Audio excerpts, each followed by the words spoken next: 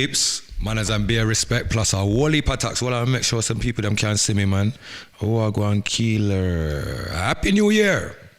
Happy New Year, my people. Happy New Year. Happy New Year. We're still there. Hope everyone's in good spirit. I hope everyone's in good health. I hope everything's good in everybody corner. You know the choppings. Yeah. There's a whole heap of things we want to touch on today. Yeah. A whole heap of things I want to touch on today. Before I go any further with anything, there's so much things that I've seen over the festive season and the festive period. And one and two things have really got me feeling a type of way, especially as a father. I saw one father's done a like there's so many informations out there of things that's happening that we don't know, we're not aware of. We don't. It doesn't get brought to our attention, and I feel like, especially fathers, that there's so many fathers that are not in their children's lives, especially their daughters. I think it's very important for the mothers to understand why it's important for the fathers to be there, because there's a time and place for everything, and we definitely are needed at certain points. I heard this man's story about his daughter, and it actually made me feel sick. But it also reminded me that there are a lot of these type of young men out there, and we need to be very mindful of these young men that don't know how to look after these young ladies, or might just see some of these young ladies as an opportunity to either make some money from them, or to manipulate them to do things they wouldn't once normally do. We are the parents that need to be able to foresee these things, to be able to step in at the right time. Because after listening to this man's story of his daughter and how things kind of unfolded, I'm going to play it in a second, and we're going to have a little reasoning about that, to be fair. But I'll tell you the God's honest truth, seeing that really kind of made me feel away. I want to big up my brother, Ruben, in the building as well. Happy New Year, my bro. Happy New Year, Patrick. Happy New Year, everyone. Manners and bear respect, my bro. You know the choppings already. You know the chop. You know the chop. 2024 is a big one. Come on, bro. The biggest. This is a pivotal year, For everyone. For humanity, mate. For everyone, bro. Yeah. I don't think most people know what is really about to attack us. Yeah. I don't feel like they know.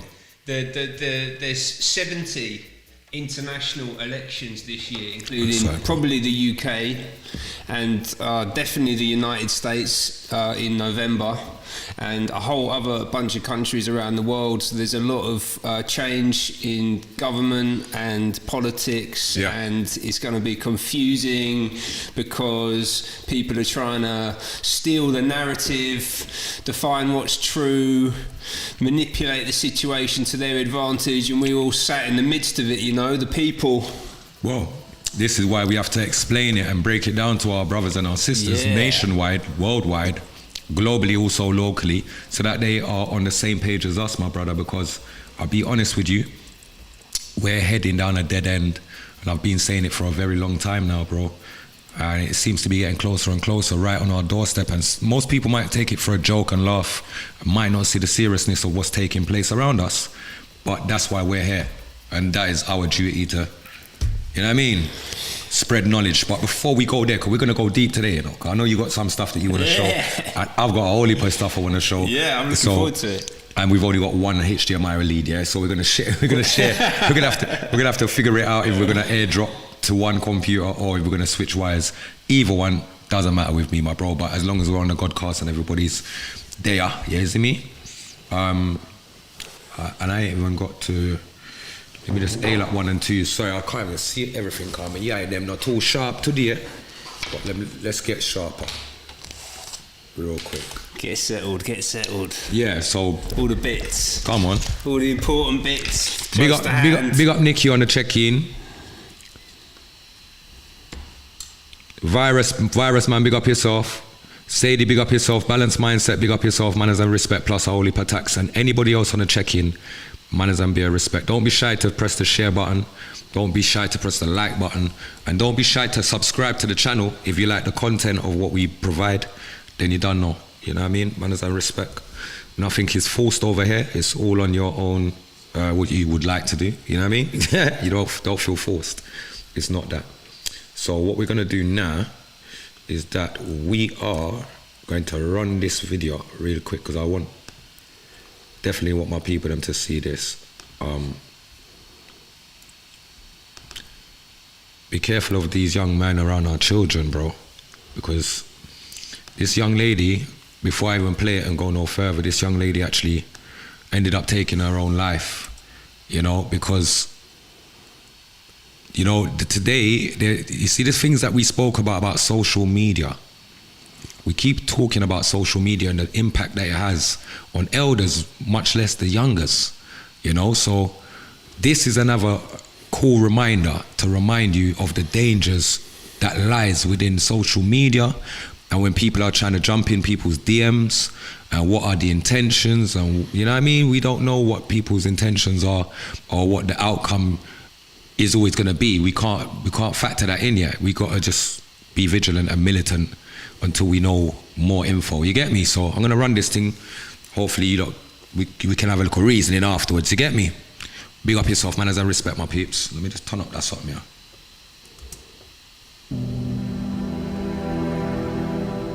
She died by jumping in front of a moving train. I'll say it with confidence, it killed my daughter. But ironically, till today, even our statement has not been taken. The easiest way to explain this is to use the pattern of incidents from the beginning to the end. It's going to help you understand what actually happened. When he met her, even he has confirmed it himself, she was very perfect and she actually inspired him. When she showed me his picture, I've never been in agreement with him at all. I've always told my daughter, the reason why you were able to finish your university was because you didn't have a boyfriend. I know what guys do, I know how we do with girls, and I know how girls do. Don't fall in love yet, just try. You finished your degree because there was no boyfriend. Now, you're at KPMG, you've got a mission, a target. Get your ACA first, and you're free, and you'll have more options. So when this guy came up and she showed me his picture, I was not happy, and she knew. But I didn't tell her directly to her face that no, otherwise she would start hiding things from me. So, but she knew I was not happy about it. That was how I got to know about him. But after meeting her, like I said, there's this pattern of incidents from the beginning to when she died. And I'm saying let's split into 3 sections. So the first part, after meeting her, she was fine. The first part are things that he did that made her vulnerable. Now, I'll tell you what the examples. He met her, he didn't tell her he had an infection. The infection is a viral, it's called herpes. Because herpes is permanent, there's no cure. Once you catch it, you're a carrier. You'd have to explain to your next partner that you have it, if you're honest. So you infected her deliberately, that's like to trap her. She can't go anywhere else. That's one. Wasn't allowed to speak to other men. He also misrepresented. He pretended I was a very rich guy who had multiple businesses. This is my daughter who I look after, I support. She now feels she has found somebody. Took her to his parents in Spain. Promised to marry her. Promised to invest in her future. My brother, this thing now turned out to be lies. He didn't have the money he claimed to have. All the plans he planned with her, he couldn't afford them. That went on for a while. The second section of events, I feel, what made her mental health deteriorate. So after doing all those things to the person, imagine now, all of a sudden, he starts shouting at her. There's evidence of all these things. Asking for a bank statement. Demanding for money. My daughter can never even let me see a bank statement. With the evidence we have, she now started, after that event, she panicked and started doing web searches on how to take her life. We found out afterwards. The final part are things he did that actually led to her doing what she did. Because even the corona, when they want to look at this thing, they won't just look at how she died, they look at the circumstances that led to it. So the final things which he did, which I think broke the camel's back, the final straw, after shouting and demanding for her bank statements, he now went and stole her password. Broke into her phone when she was sleeping. This he has already admitted in writing.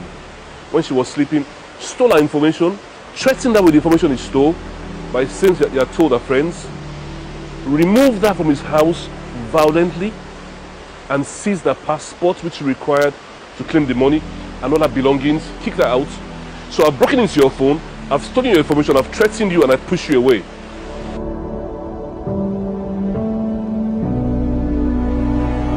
Every step along, she told her mother. When he infected her, send the mother the evidence. When he shouted and he apologized, send the mother the evidence. So when this thing was getting out of hand and he had broken into her phone, she called her mother. And mother rushed to Manchester.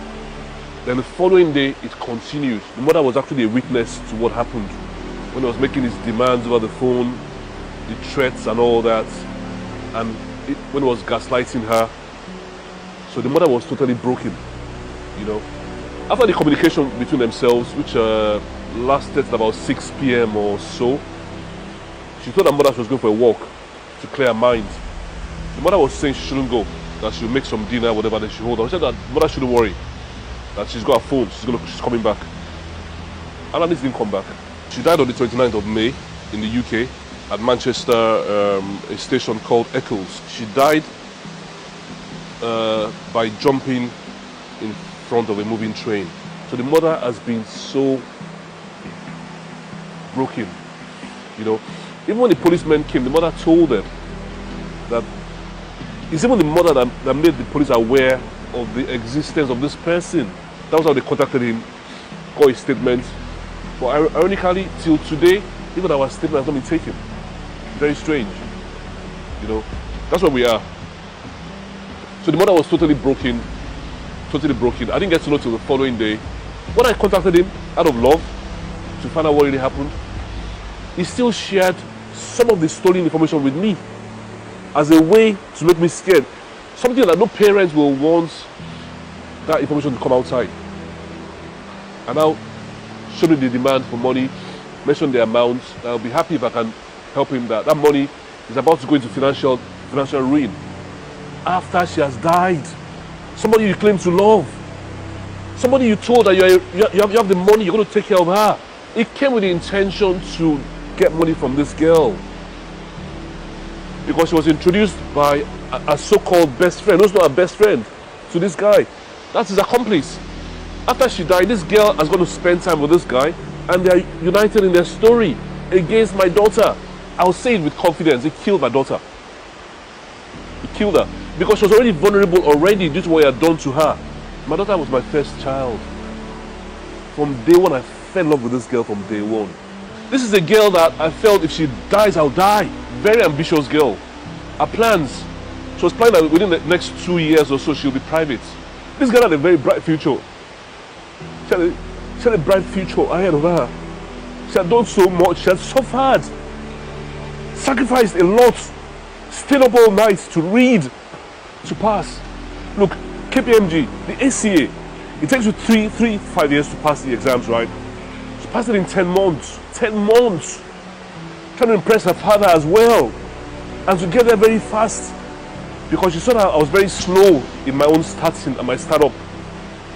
She tried, she really tried. So I mean, it's just for other people. But if for other people we just get justice, for other people's sake, that people don't do this again to other people, I think Alanis has actually achieved something.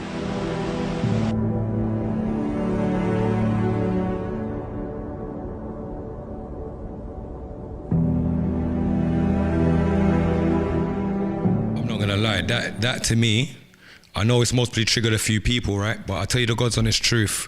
You see, the detail within what's been said in that, for me, is what's significant for those that are out there to know.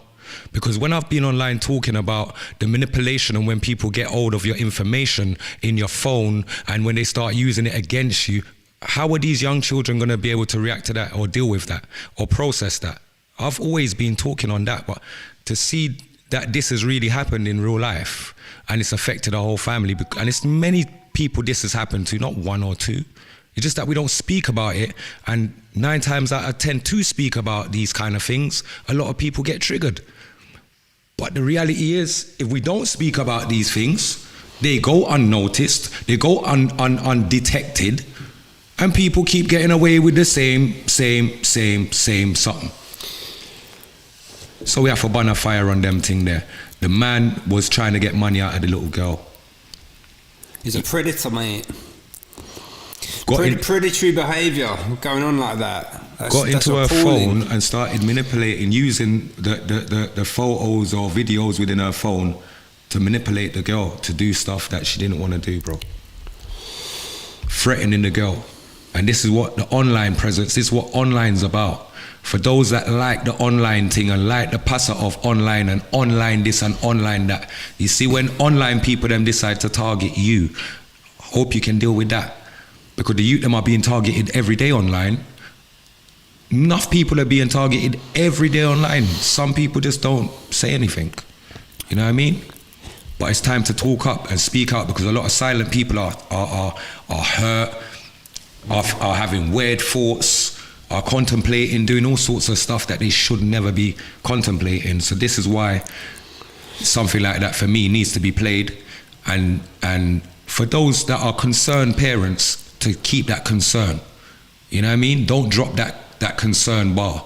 Don't do that for nobody. Don't do that for nobody, bruv. Yeah, people, I mean, she was clearly embarrassed, ashamed by it, right? Like, to get pushed to that state. Horrible. It is, yeah. And she was older as well, man. Like, the thing about social media is so dangerous for young children in particular. I personally think that it should be banned, even maybe phones banned for kids under 18, really, like, because we don't know long term what it does to people, and we've got a lot of mental health problems right now, and I think a lot of that is to do with social media. But you get kids on, like, Facebook's the biggest human trafficking platform in the world. Yeah, like, it's the biggest distributor of child pornographic images. Facebook chat. Yeah, for real. Yeah, it's like 90%, bruv. 90% over that gets shared around on Facebook, and they allow it. You know, like, they'll come and they'll censor you because they didn't like what you said about, you know, some jabs or something. You know, some jabs or something. You know what I'm talking about. That's right. Yeah, YouTube don't like that. That's why I've got to say it like that, because they censor. In fact, they're just as bad for censorship. Yeah, it's an information control. You think it's an information distribution platform, but it's an information control platform. Yeah, they're stopping information from moving around. That's right. Yeah, that's what YouTube is. It's how they behave. It's what Facebook is. But they can do that, but then they'll allow the other thing I just described. Yeah. To go on. And you don't know who your kids are talking to. It's like letting them to go out and play next to the motorway or something. Do you know what I mean? Like, you wouldn't do that. Nope. Why would you? So why are you letting them on Facebook? You know, but it's just accepted norms. They just, you know, the schools even promote it. That's right. They're giving out, like, I was talking to my friend, and his girlfriend has got 3 young daughters, and the school came around just before Christmas and they gave them all an iPad. And it's like, well, we didn't want to give them iPads, but now you've come around here without asking us, giving them an iPad.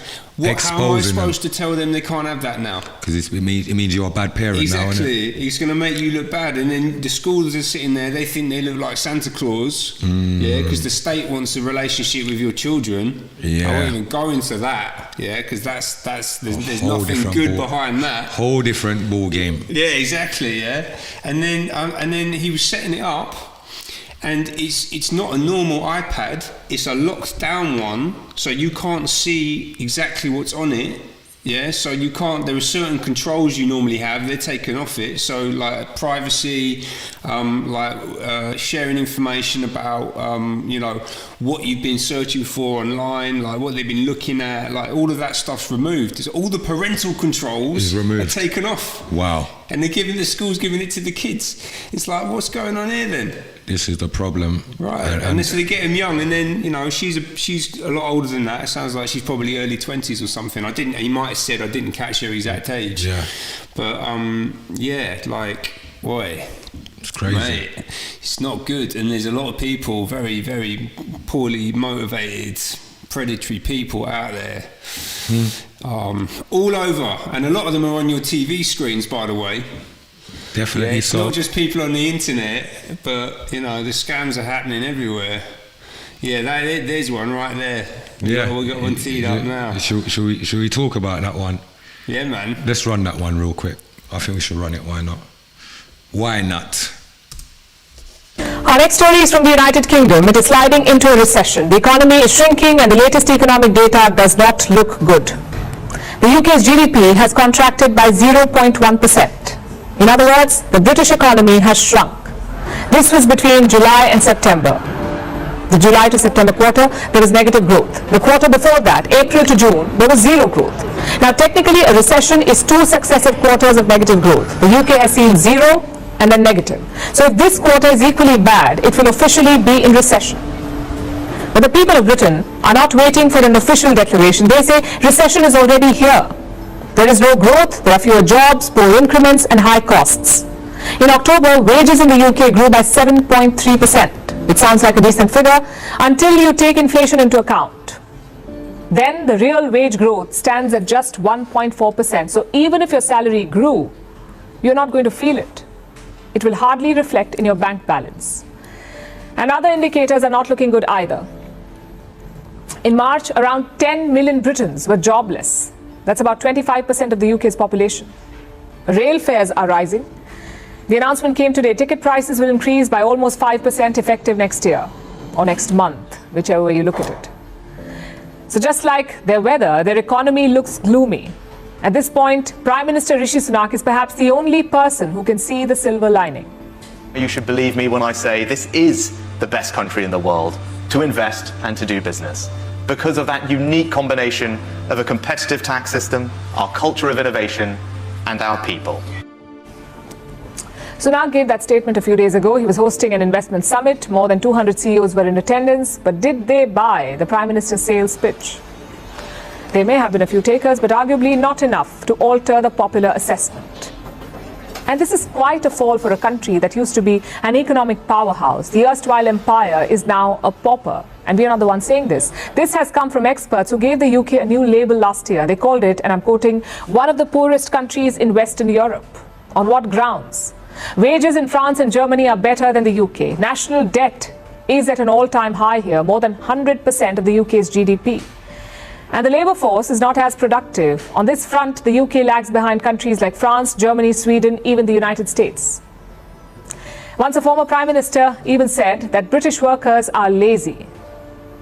As of today, 2 million people in the UK go without food for at least 1 day in a month. 1 in 3 children live in poverty. And if you remove London from the UK, the country is as poor as Mississippi, which is the poorest state of America. But let's not just go by statistics and statements. Let's ask a more fundamental question. How should we gauge the strength of great nations? What differentiates the good from the great? It is their crisis management skills, among others, their ability to survive a crisis. Can they do it alone, or do they need help of others to sail through? Where does the United Kingdom stand? Will it be able to survive this economic crisis on its own? It may not. Britons themselves have doubts. In 2016, Mark Carney made a statement. He was the governor of Bank of England, the central bank of the UK. He was speaking about Brexit and its fallout, and this is what he said. Britain may need, and I'm quoting, the kindness of others to finance its deficits. Mark Carney was referring to borrowers here, the creditors of the UK government, the lenders rather. Basically, he was hinting at debt relief. And this statement speaks volumes. The great in today's Great Britain may just be its debt and suffering. Jano, imagine that though. See how the people them's got off, they got us off like some, well, I don't know, boy.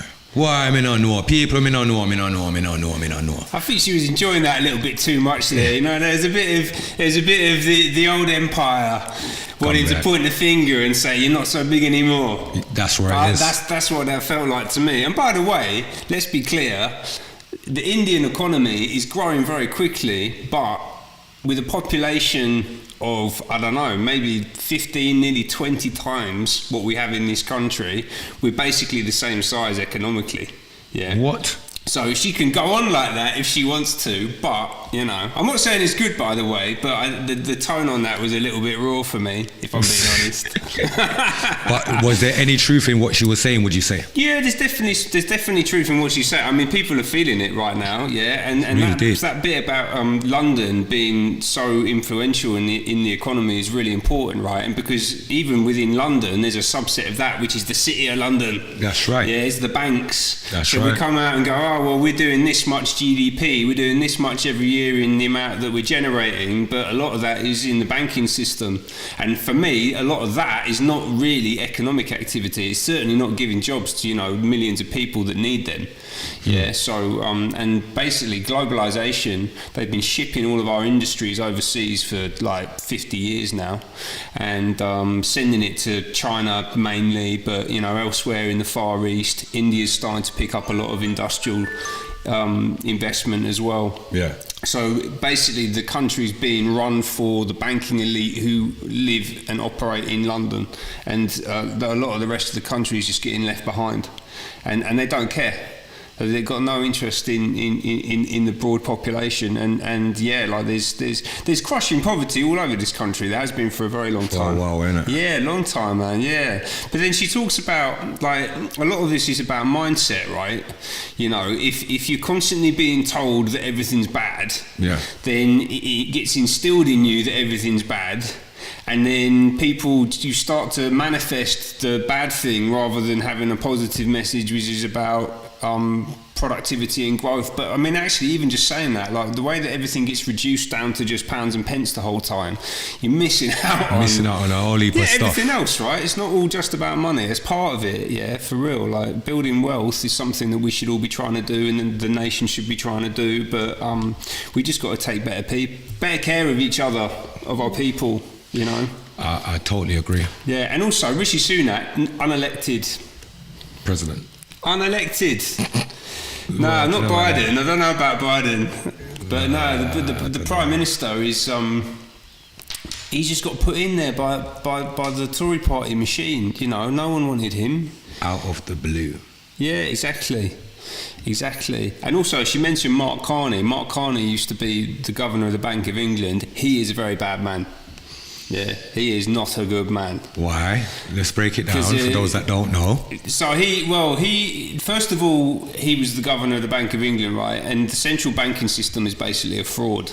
I think we talked about this before actually. We've definitely touched on it before. Like if you've got, the way the central banks work is that they call it fiat currency, and fiat means by decree. Yeah. So I say this is worth something, so therefore it's worth something, but there's nothing sitting behind it. There's no like innate value beyond the fact that people believe that it's worth it. You see what I mean? Yeah, there's like currency used to be like actual precious metals, or like some like there was an actual asset that sat behind the currency, whereas with fiat currency they can just print more of it, and that's what they've been doing. They just print more and more of the notes, or not even printing the notes these days. They just put a few more digits into the computer screen. It's like, oh look, we just created a load more wealth. It's like, no you haven't. This is what you've done, is devalued everyone else's wealth. That's right.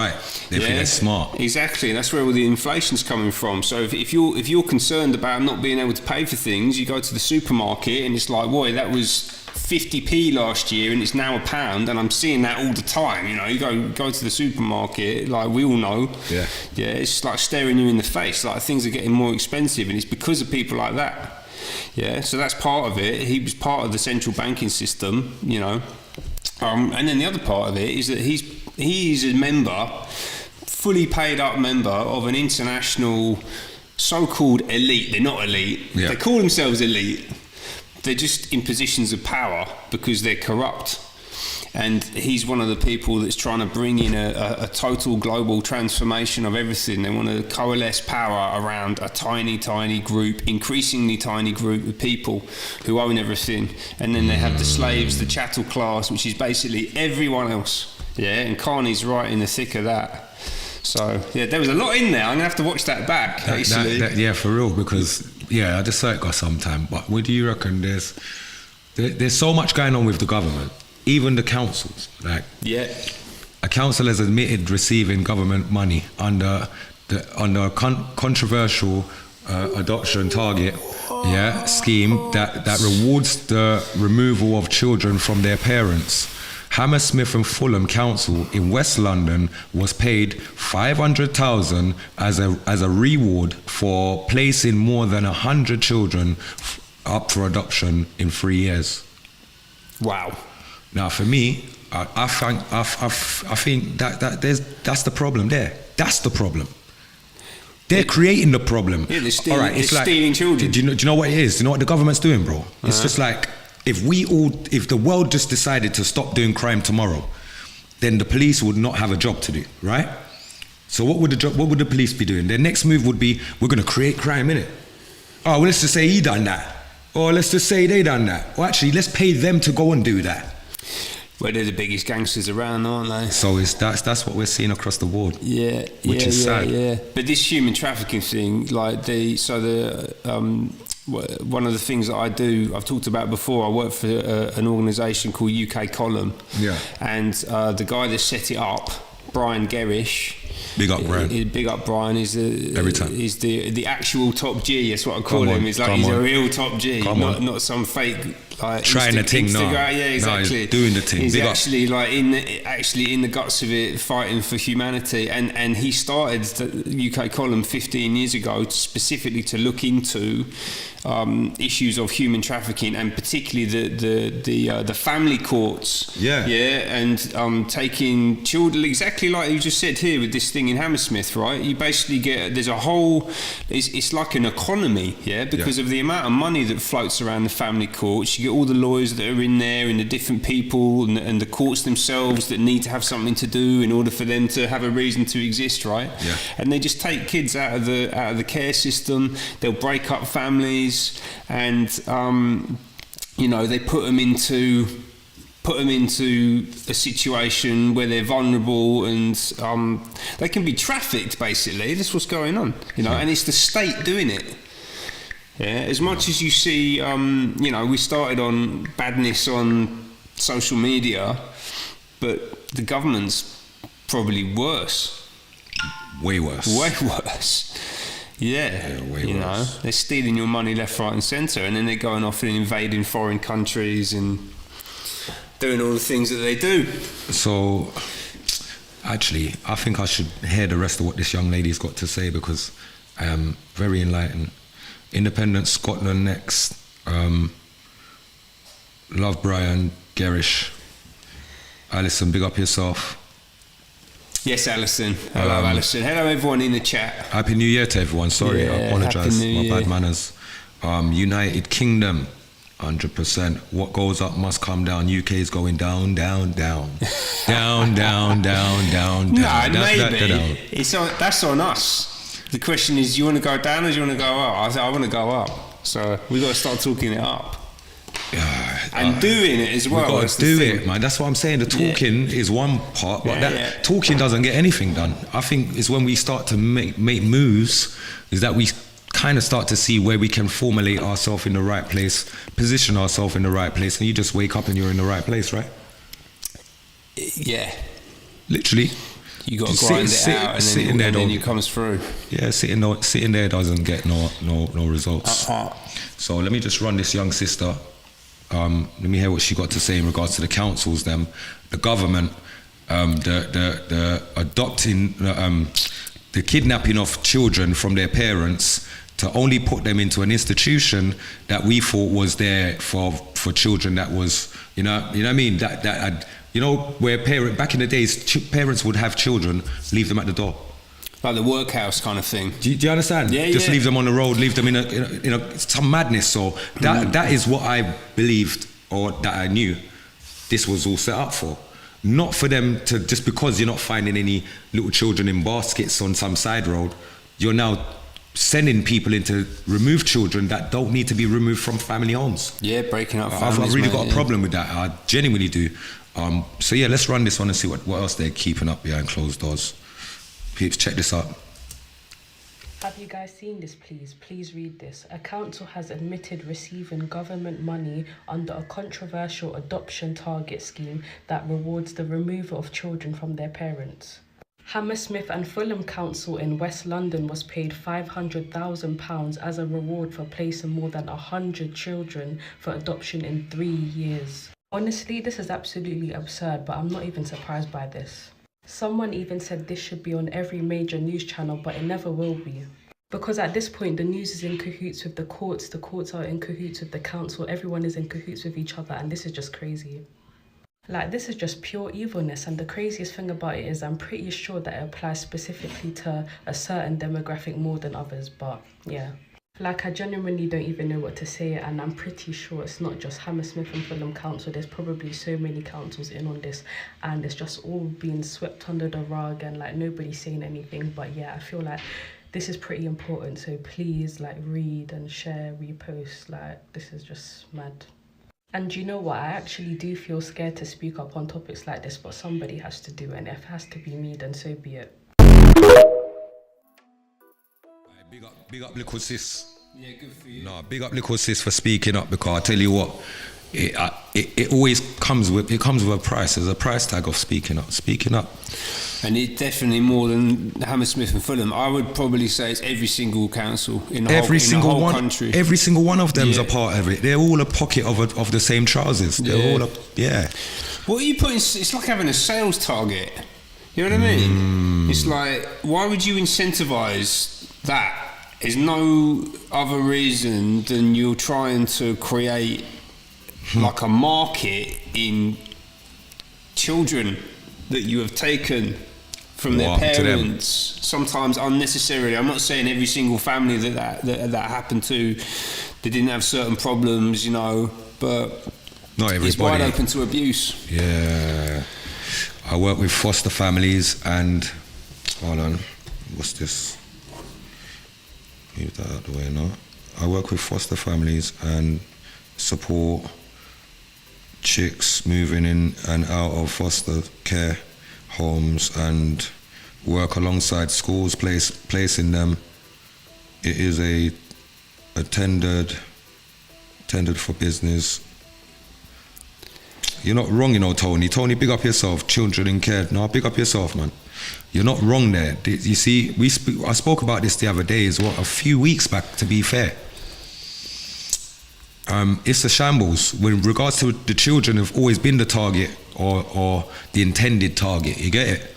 So this is why it's time for us to literally be awake. Let's not be distracted. Let's not be so into EastEnders and all these programs when our children need us and need our attention too. But be aware, as well as our children need us still, we need to be aware of the laws and the clause of the laws that are against us as parents, that is clawing us and kind of gagging us from doing what we're supposed to be doing as parents. Because it's kind of hard. I know there's loads of like single parent mothers that's trying their hardest, and it's a challenge for them. And I think it's a partnership. It takes the two to fight the demon them. And even when it's the two of you fighting them, you know, the system, you know, it's hard, bro. It's not easy. So I applaud anyone that's going through this and still level-headed and still sane and still got their faculties in check. Listen, man, it's not no easy fight. It's not an easy road neither. You get me? Nah, I mean, I don't have kids, so I can't really speak on that. But yeah. You know, I look at people who are raising kids now, and they're just beset on all sides. Yeah, like all the things that we talked about so far. It's crazy, bro. You're bringing them up in a crazy world. Emily says, surely adoption is best rather than many foster homes.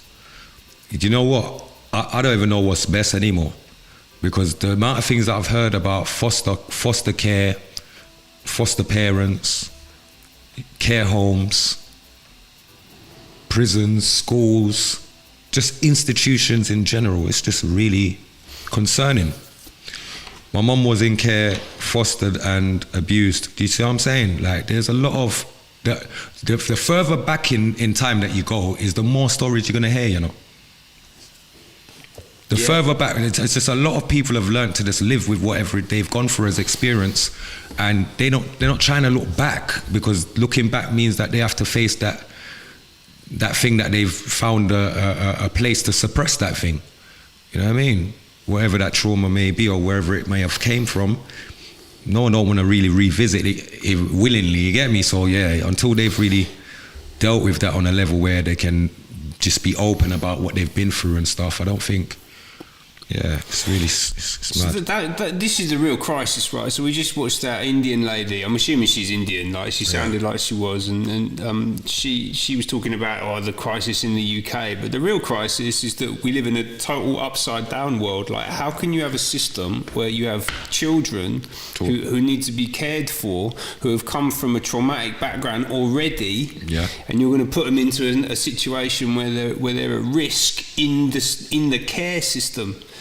Like the system is designed to care, but it's not. It's doing the opposite. They don't care, bro. It's doing the opposite. They didn't care in the first place, bro. No, like, and it's money. It's a money-driven business. Yeah. And I'm sure the whole care institution, all of that stuff is. You look on Companies House, they're registered there too. So my thing is this: if it's all money generated and it's money based and it's just about numbers and all of that statistic stuff, then you're not caring about the child and the need or the want or what that child deserves to have. You don't care about that. You're caring, and if you do, it's generically on a overall scale. Like we all need this though. You understand? It's not an individual want, need, or have. No. So and there's no love. No, there's no love. It's transactional and bureaucratic. You're a cog in a machine. Or even actually, you're just like the raw material. The machine is like processing you. Like there's nothing human about it. Nah, man. And people get sucked into that, you know. And that's life for a lot of people in this country, right? That's the crisis. A lot of people should not have had to have experienced these things that they've gone through in their life, whether they were younger or older. You know what I mean? They should have never have gone through these things, especially when you're a child and vulnerable and expecting for a elder person to look out for you, or they're getting paid to look out for you and they're neglecting their duties and abusing their powers. It's really sad. You know what I mean? So this is why we have to play some of these things, and it erases those reasonings, those type of conversations, because they need to be had. I feel like they need to be had, honestly. And it's sanctioned at the top level of the state, right? This is the thing, because it happens at a local level. So you were just talking about it, right? So there's a lot of stuff going on with government, but the councils are also where it's happening, because that's the ground level. But then a lot of it's coordinated higher up, right the way up to the office of Prime Minister, and then above that as well, right? And there was this thing in the 70s and the 80s, they called it the short, sharp shock. Yeah. Willie Whitelaw's short, sharp shock. Willie Whitelaw, you know. I think he was Home Secretary in like the early 70s, and basically they had this thing. They decided we'll take young men who've they've maybe done some minor offence. Yeah. And basically we'll stick them inside for 3 months and we'll brutalise them. Yeah, it's like short, sharp shock. We will put the fear of God into them, and by doing that we'll then stop them being criminals and you know, everything, and that will have a positive impact, right? That's how they'll sell it to the population. And then basically what they were doing was they were putting these young men into this prison. There was a few of them around the country, and what is called Medimsley, as I understand. Yeah, Medimsley Nick. And they'd put in, I think they'd put groups of like about 100 at a time would go in for 3 months, and then they'd go off elsewhere. Some of them would just be released, some of them would be put back into the system. And basically they were systematically sexually abusing them.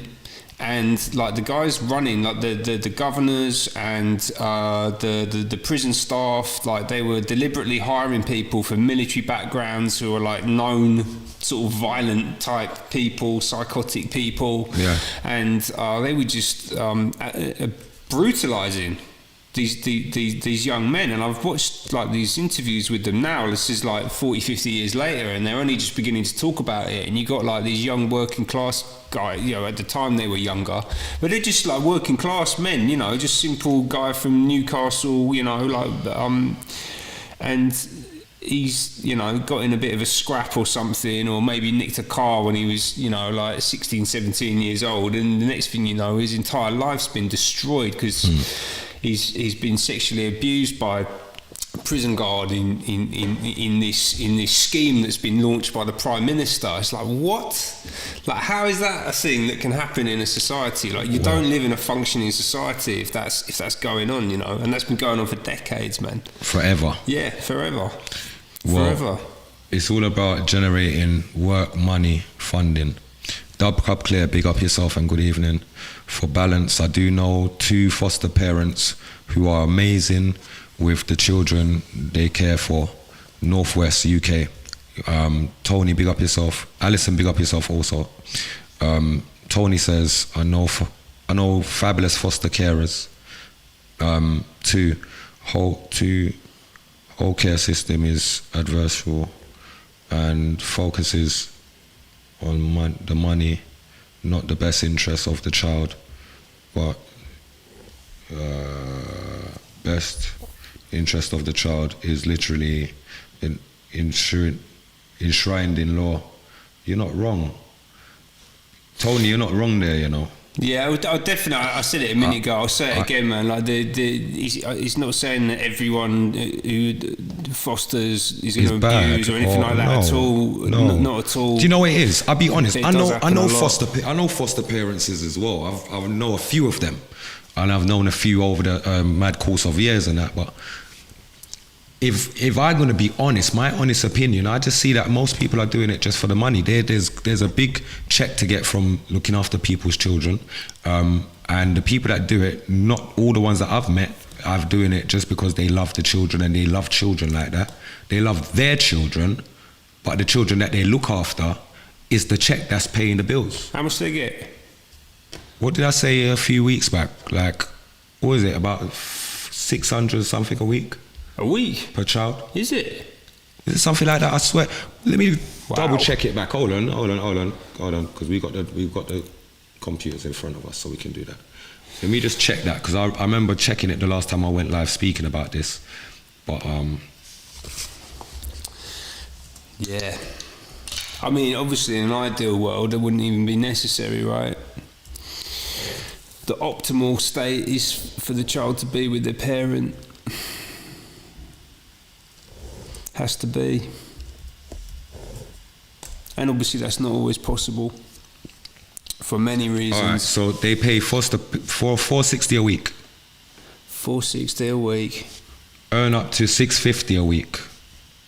Wow. Do you see what I'm saying? Yeah. Become a foster carer. Earn up to $650 a week. Wow. That is how they're promoting. So for those that might see that as an advert, is gonna think, look, I know there's women out there that have kicked their boyfriends out of the house, bruv. The guys don't live anywhere, they live with the girlfriends. The girlfriends woke up one day, got to change a plan. Do you know what, I just saw something at their friend's house yesterday. Today they want to become foster parents, bro. Foster carers, bro. To do that, you can't have criminals in your house. People with criminal records, people that have, do you understand, known to certain things. So what they do, they get rid of the man, they get rid of, yeah? Right. Then they go ghost. Next thing you know, they're moneyed up. They are on holiday every 2 minutes. Even though they're carers that are caring for other people's children should not be taking holidays whilst caring for those children. Unless you're taking those same children on the holidays that you're going on. Does that make sense? You would expect that, yeah, because you're supposed to be treating them like they're your own kids, you know, as far as that's possible, right? Like, surely that should be the point. But yeah, this advert you got on screen here, it's like a money-making scheme, the way they're talking about it. The way that they've promoted it, right? So, yeah, right, that's crazy. So it's only going to attract those that are of that nature, though, I feel. Yeah. You know what I mean? Because I feel like those that go into that level or that line of work is truly passionate about children. 9 times out of 10, the people that genuinely want to do the best for the child, see the best for the child, are usually the women that genuinely can't have children, bro. You get it? Yeah. Yeah, they've got the maternal instinct when they've got nothing to direct it towards, so it's a good way of yeah. This is that crazy. I need to go and look into that company, man. Because it's like crazy, it's a marketplace, basically. It's infected everything. Yeah, everything's a money making scam. Look at the health system. Yeah, like the NHS. Crazy, bro. You know, it's run by the government, yes, but the amount of money that flows around that thing is just crazy. is absolutely crazy. And there's like private sector companies all over it. Even some of the doctors. There was a GP down in Kent somewhere who earned £750,000. What? Yeah, on taxpayer money. Like, he earns like 3 times the amount that the Prime Minister does. It's this guy pulling nearly £1 million a year out of the NHS. It's like, hang on, this doesn't feel right. I thought you were supposed to be doing this because you wanted to like take care of people's health and have a positive impact on the world. You know what I mean? I'm not saying that you shouldn't be paid well, but that seems a little bit mercenary to me. Do you know what I mean? Like, they don't want to do none of that. No. Hold up, I check in there. Young Gordon, big up yourself. Empress Tush, big up yourself. Manners and beer respect. Croydon Council foster financial package up to $456 per week per child. That's what I'm saying. And it's really advertised as a money spinner. I think foster families with an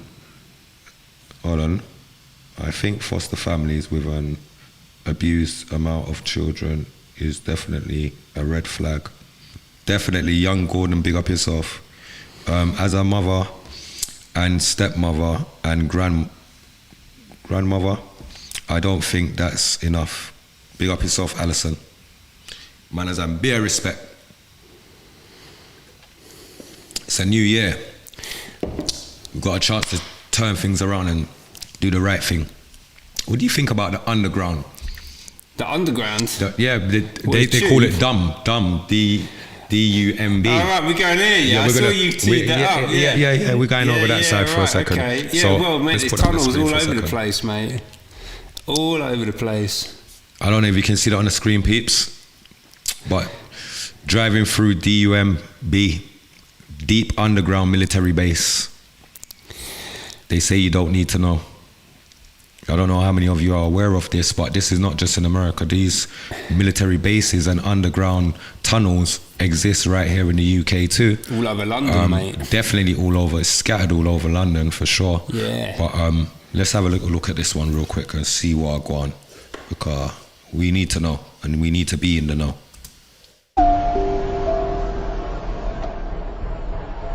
They're basically a city underground.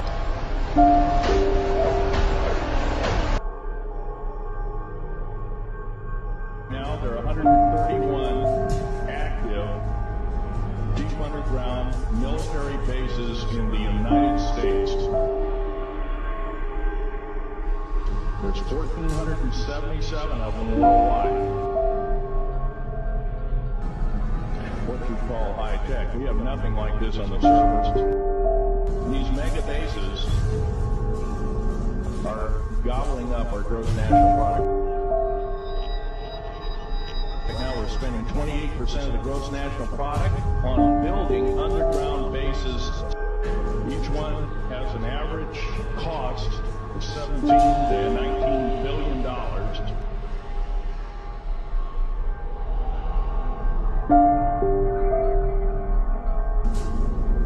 And the black budget is dead wrong.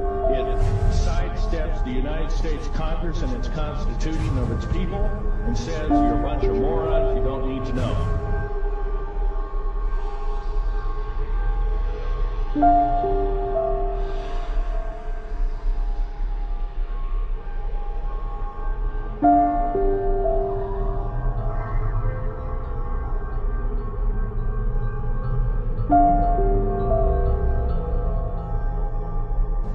Each one is built in the site. It used to be, it'd take a year to 2 years to build each one, and now they're capable of building a couple of them a year.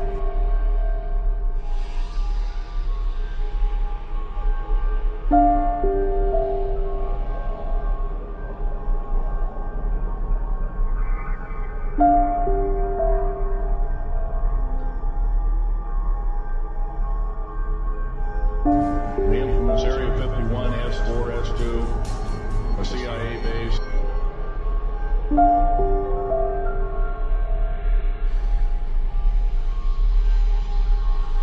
The high-speed railways, the magneto-leviton trains that connect all the deep underground military bases within the United States.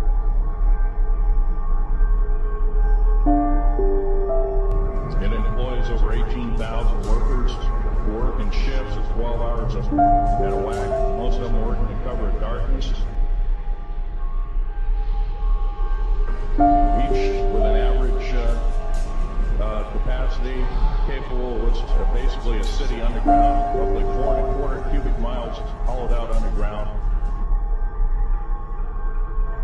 They have boring machines, for instance. They don't bore, they literally vitrify and melt the rock. Boy, oh boy. Boy, oh boy, oh boy. Them people, yeah, man, them dangerous. They're so dangerous. And if we don't know, if you're not aware, be aware. You know what I mean? Like yeah. But you see, they're doing like all 100 miles an hour. The man's clocking some speed underneath the tunnel. Yeah, so just be aware, man. That's all your tax money. Yeah, in the petrol, the vehicle, the tunnel. Yeah, I reckon there's a lot under like Westminster. Yeah, all around there. Yeah, like Buckingham Palace is all connected up to the Houses of Parliament and stuff, man. Like there's all sorts of things going on underground. What you got here? To change your pace, is it? Yeah, no, but we have to touch on every little bit and bob, you know. Be a different back and forth, you know the thing already, bro. Keep it spicy, you get me? Peeps, you don't know, the new year just kick in, was Christmas just the other day. During Christmas, beer things go on. People are skank them one another. Brethren are skank brethren for buy picnic present. Brethren are skank them brethren for buy them girlfriend present. You see what I'm saying? Beer robbery are go on. For man them for can eat a food and look good in a two picture with a turkey. You know what I mean? So a bag of things are go on, people. Me not lie. You can go on silent from here on, because I don't know why you're still making noise. That shouldn't be happening. Alright, cool. So you have one little old brother. We don't know the brother name, you know. But we need to do better, because you see, when we do business with each other, we need to can do clean business. You know what I mean? Start the year doing clean business, man. Not owe nobody nothing like that. Now rob people, man. If a man borrow your thing, give it back to him. No, if a man give you a thing, give it back to him. Don't make him have to do you some harm to get back his stuff. Come on. No one had to do any harm to give it to you. So, you know what I mean? Take a pre on this something, your people. Please, them people, yeah, man, them have to go do better, man. Wake up now, man. Cha. Yo, I'm tell you something, you know. One thing with our people, them not gonna do business correctly. And I'm gonna always try to rob you. You see me? And that's why when you see some of them dead off or them go missing, you see me? People not feel really sorry for them. Cause here going, you know the brother here from last year, December, see? But get the brother here 33,000 something. 33,500 exact Canadian money. So me investing in business, because I make up some container or I make up skits. He never even kept the container. I'm saying I make up skits. So you know, so this brother here start give me, after me give me money, him start hide me like nah hear from him. You see me? I say after me I ask him about the skit and them thing there, you see me? Boom now. Couple months come pass. Can't hear from the dog about my return and my deposit. Man start tell me, say, yo, you're going, brother, you know, me deposit the money in my account, and, you know, him in a baby mother drama and child support come take it out. So me I said, dog, what my money I do in your account? You see me? And all of a sudden child support. You see me? I said, take my money. You see me? I said, I don't understand. You have to go run back the money, dog. You see me? Boom. Couple months forward again, and the dog I tell me a different story. I say, government take the money. And some, I get to understand, say, alright then. The brother here just want me do him something. The brother here want me, you know, put myself in a trouble. You see me? I say? Me I telling the people, who have to know, who invest with them thing. Because the brother here, as somebody who I know for a couple of years now, you see me? And until I start giving money, me and him start have beer problem. And I know him can't pay me back. I know him can't pay me back my interest, and I know him can't pay me back my money, dog. You see me? Like, that's why I'm telling you, say, yo, sometimes when I hear some people drop out, dog, I don't know if it's nothing because people give them hard working money, you see me? And then them a play a fool, you see me? And go on like say, yo, them can do a road a walk, and them picnic can do a road a walk. You see me? I say, me nah do nothing to him, you know. You see me? So any feds are listen to this, I ain't doing shit. But me just say, you know, have to be careful who no blood clot invest in them business and them little thing there. Cause this a brother here now, watch ya, jewelry, red bottoms on foot, Louis bag cross, we have Versace shirt, and you can't pay me back my money or my profit. You see me I say? This is why we as Jamaicans cannot come to fucking together. You know, always a bumbuckler try to do some funky shit, some shiesty shit, put soul, and putting yourself in a problem. And then man start lick off on the head and him something like you say, yo, oh, me a good youth, him did a this and him did a that and rare. And me here say, I hold up more people him oh. You see me I say? Dog, gonna stop them thing and stop going like say, oh, you can walk a road freely or have people money, dog. So I just make it known so nobody not do no business with you because you's not a businessman. You see me? He's a thief. You understand what I say? And as a matter of fact, you have to go run back the money too. You understand what I say? You know what I mean? At the end of the day, we are going to deal with this lawfully. You see it? But I just make the people them know, say, yo, anybody will live in Toronto, Canada anyway, don't do business with the boy. You understand what I say? You will wait years upon years for your money. You see me? If you're not bring it to the law. You understand what I say? And I don't make it bad for Jamaicans where people want to really do business with you. You see me? Because I know me alone I go through this. You know what I mean? With even other people I go through this with them same people.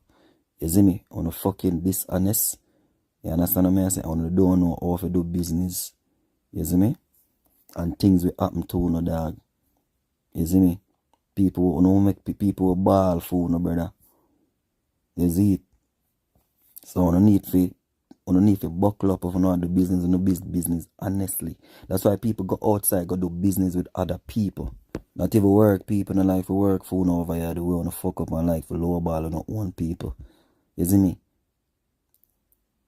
Dog, gonna need to do better. As a people, gonna need to do better. Facts. Big facts. Big facts. That brother there, me not lie, that brother there. Feel it for them, you know, because enough people out there are struggle and them still have a good heart and good intentions if you can try a thing to do better for themselves, you get me? And yeah, spanners always get thrown in the works. So it go. There's a lot of people, because that's a specific example. He's talking to the Jamaican community. You see it all over the place, though. There's a lot of people who think that in order to get wealth, you have to take it off someone else. That's what they know. That's their method. And you want real wealth, because that guy's going to run it. You know, he's taken that, he's going to burn that, and he's going to be left with nothing. They're left with nothing. You know, like in order to build wealth, you have to work for that. You have to build something positive in the world. You know, go around taking off people like that. You got those type of people, but you got others as well, you know. Yeah. You got others as well, bro. What, you mean there's some good people out there as well? No, I'm saying like different type of thieves. Different type of thieves, them man. Cause look at this now. I saw this and this actually made me sick, bro. I thought this Donny was doing great things for the community them in Africa, and I thought he was like one of the head dons out there, spearheading, like investing back home. Like really, I thought he was about that real shit until I saw this and I was like, hold on, what is going on here? Now, I've heard about this. Now, I've not seen it though. Now, I'm not gonna lie, I'm really upset with this. Really upset with this because too much times it's either someone's using us to trick our own people, or we're just learning how to trick our own people, but we're not trying to uplift our own people. What's that all about? I'm gonna run this one. Akon. I don't know what's going on with Akon, but I thought he was like a role model of some sort. Maybe not. Let's have a look. Let's see what I go on. What happened to the real-life Wakanda promised by Akon? This futuristic-looking smart city is the brainchild of ringtone superstar Akon. There's just one huge problem. It currently looks like this, he's been sued, and it might not ever happen. The singer unveiled plans for Akon City in 2020 and said the 2,000-acre metropolis, based in Senegal, would feature skyscrapers, a luxury resort, and recording studios, backed up with the cryptocurrency called Akoin, and expected to run on renewables from Akon's Lighting Africa. Phase 1 of this sci-fi-looking beast was due to be finished this year, but as of October, nada. In an affidavit provided to court after former business partner Divine Stevens sued Akon, claiming he owed him money from a 2018 settlement, Stevens' lawyer alleged plans for Akon City were akin to a scam, noting that it shares many of the trademark characteristics of fraudulent business ventures, such as Ponzi schemes and pyramid schemes. Akon denies the allegations and in 2022 said plans for the city are 100,000% moving, though he's yet to build more than 2 society structures where the metropolis should be. Local residents have complained to The Guardian that they've yet to receive compensation from the Senegalese government, who asked them to move off the land so they could use it for tourism, ultimately passing the area onto Akon City. The Senegalese Tourist Zone Development Department did not respond to The Guardian's request for comment, though according to local media, if the project doesn't advance by next year, Akon City will be terminated. Do you know what it is that hurts me about that? Is the amount of people that had to move out of that area in order for them to be able to. Oh, is it? Okay, so they cleared the land for him. They cleared the land for him. And he's built 2 little shacks. And there's nothing there. You see that? He was on the Epstein list. Yeah. Yeah, mate. Did you see that came out this week? They released a load more names from the Epstein list, or I don't know. A lot of those names have been known about in the darker bits of the internet for a while, but this has come out a lot more mainstream. It's been on the BBC, it's been on LBC. A lot of people have been talking about it. Yeah, you got Bill Clinton on there.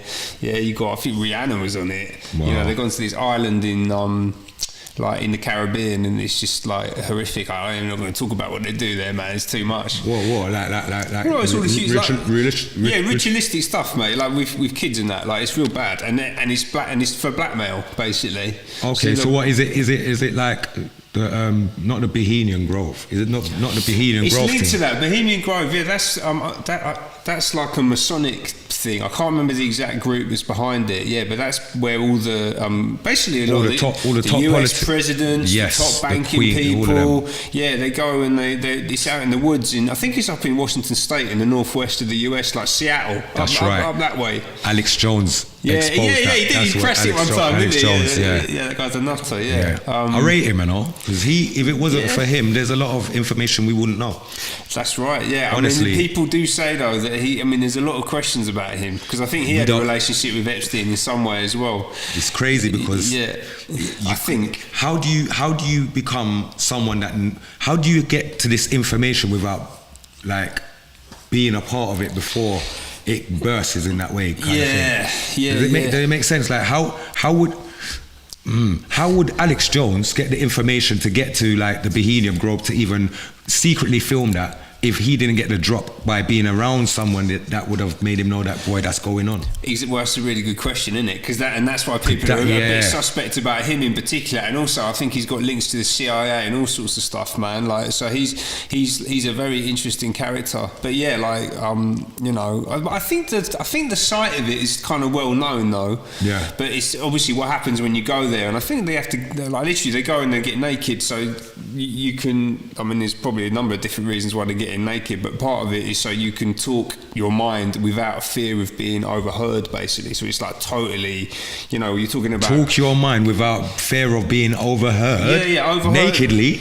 Yeah. No, I'm confused. Because you ain't got because they can see you've not got any wiretaps or anything on you. There's no technology. It's like literally, this is back to basics. This is a young spray moment, man. Mind games. I spray. Mind games. Fuck it up. Yeah, they do. That's all the elites. That's the kind of thing that they're into. Yeah, but you're right. But a lot of it's just out in the open now, man. Like this. It's crazy the way it is, and it's making me wonder what is the agenda for why they believe that we care, that we need to know. We don't need to know what you're doing over there, sir. Well, I don't know. It has implications for all of us, man. Because a But- lot but of I it's mean- to do with, you know, like the plots and the plans for how to control humanity. Like that's, Cool. that's where they get together. So cool. So a bunch of man's becoming Masons all of a sudden. Right. Yeah. So those are what, the gatekeepers of the streets. What are they? The gatekeepers of the music. What are they? The gatekeepers of the mandem. Is this what's going on? Is that what they're trying to do? All right. Not on my watch. Not happening. What else do you reckon it is, my brother? Because all that rubbish ain't gonna happen, bro. What Bro, rubbish? Whatever they think they're doing, bro. Because I'm saying, Rob, what do you think it is that's going on? Like what do you think it is that's happening? Like, come on. I know you got more of an insight than I have. I think there's a plot to subjugate and enslave humanity. That's what I think is Facts. going on. That's like outright. That's outright. There's only one. You know, they talk about conspiracy theories. There's only really one. Like all of them go back to the same place. Yeah? Which is you got what is basically a criminal gang running An enterprise. Certainly our government. Yeah, but then more broadly, you know, they talk about one world government, and then you go, oh well, the World Economic Forum starting in 2 weeks, and maybe that's got something to do with it because they're really interested in a global state. That's what they talk about when they get together. The new pandemic. Yeah. Is it March they're talking about? They're saying it's inevitable. I don't know. They're going to try and play their hand, but I think that people are a bit too wise to it now. I hope. Nah, they're still talking about it. They've definitely got to try and do something. Let me see if I can download it real quick. They're definitely going to try and do something, right? Because, you know, that situation that happened, and again, we have to watch what we say because they've got algorithms sniffing out words that you can't use and all that. Where it is, yeah. You see talk, we mind. Yeah. We don't mind if they want to log in or not. No, they can log in. I just As don't long want as to they get you deplatformed. No. We don't mind if they log in as long as they press the share button, like and subscribe. Cool. I mean, yeah, they're not bigger than us. Big shout out to all the 77th Brigade tuned in, keeping the tabs on me and Patrick in the conversations that we're having. They know that we are the ones that they don't want to have the message push out there, and that's the reality. And here's what I was gonna say. I was gonna play this because it kind of works with what we were just reasoning about, and I think that the people should know. Joni, big up yourself on a check-in. Alison, sick, big up yourself. And who else did I just miss out again? Empress Tusha, big up Empress Tusha already. All right. Dookie Dread, big up yourself, manners and respect, and good evening, family. You know the choppings. 77th, get rope. 77th, get rope. Yeah, they will do. Definitely. As you know, this morning, the 193 member states of the United Nations approved the political declaration on pandemic prevention, preparedness and response. In May 2024, the 194 member states of the WHO will have their final vote on both of these international agreements. This process takes place behind closed doors. It is not reported nor discussed in our newspapers, in our national parliaments, in universities, nor in society. The WHO claims in these two legal instruments an absolute and non-questionable leadership in all health matters as soon as WHO refers itself to pandemic prevention, preparedness and response. This sounds very urgent to me. How about you guys? No jokes.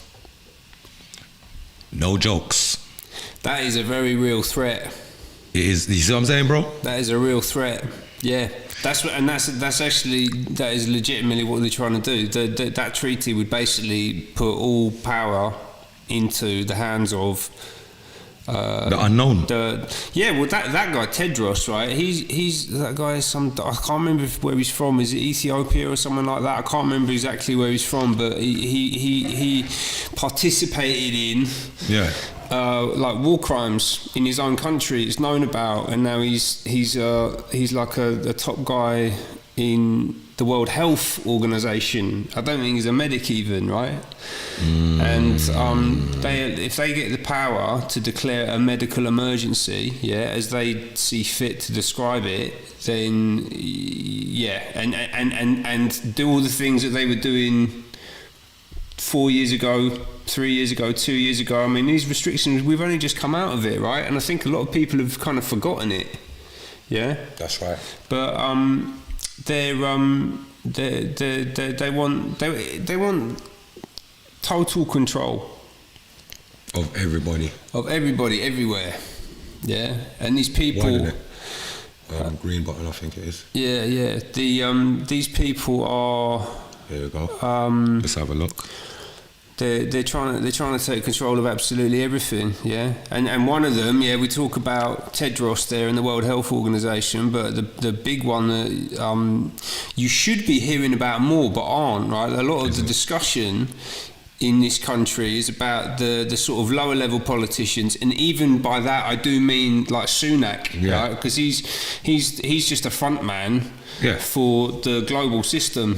He's like a middleman in the corporation. He's not he's not big dog. time. The big don, you don't see him. Exactly. He doesn't even go for lunch with them. He doesn't associate with none of them. Mate, he just gives orders, and there's a one man that comes back and gives orders, gives back messages like, Yeah. That's it. Yeah, right.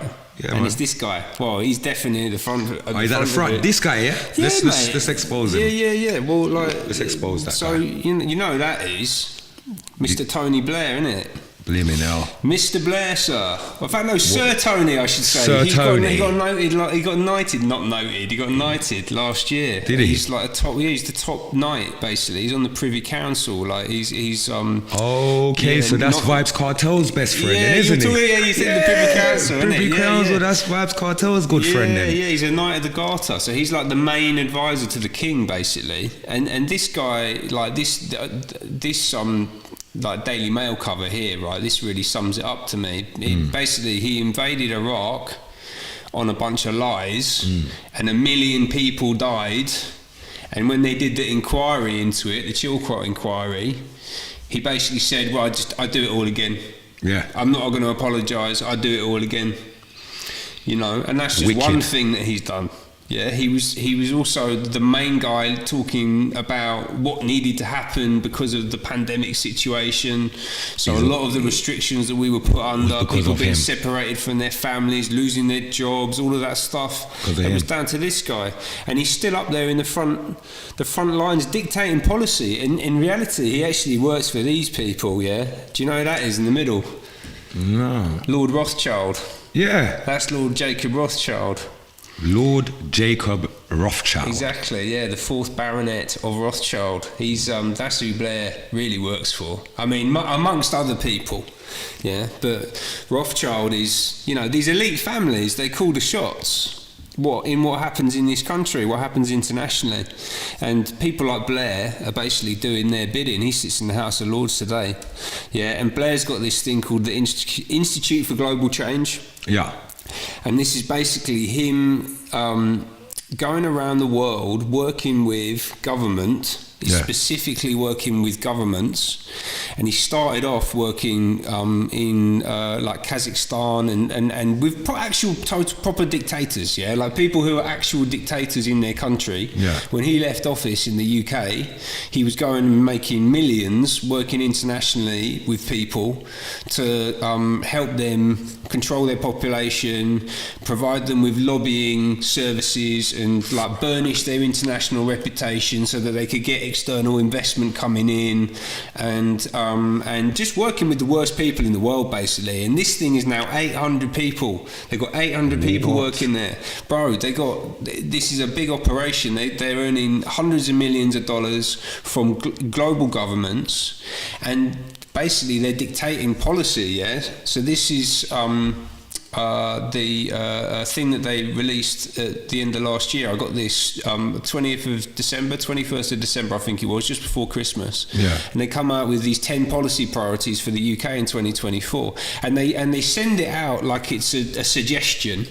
Yeah, like, we just think that these would be good things to do, but this is the marching orders that they're handing out to the politicians, basically. Because, Keir Starmer, who's being told to us that he's going to be the next Prime Minister, he works for Blair. Blair is telling him what to do. I actually watched, they did it back in July, they did a Future of Great Britain conference that was run by Tony Blair. It was a whole day, and then right at the end, Starmer comes in for a half-hour interview with Tony Blair and just sits down and says, yeah, I agree with everything that you just said. And it was all like Google and like big food companies. It's just like totally sold out.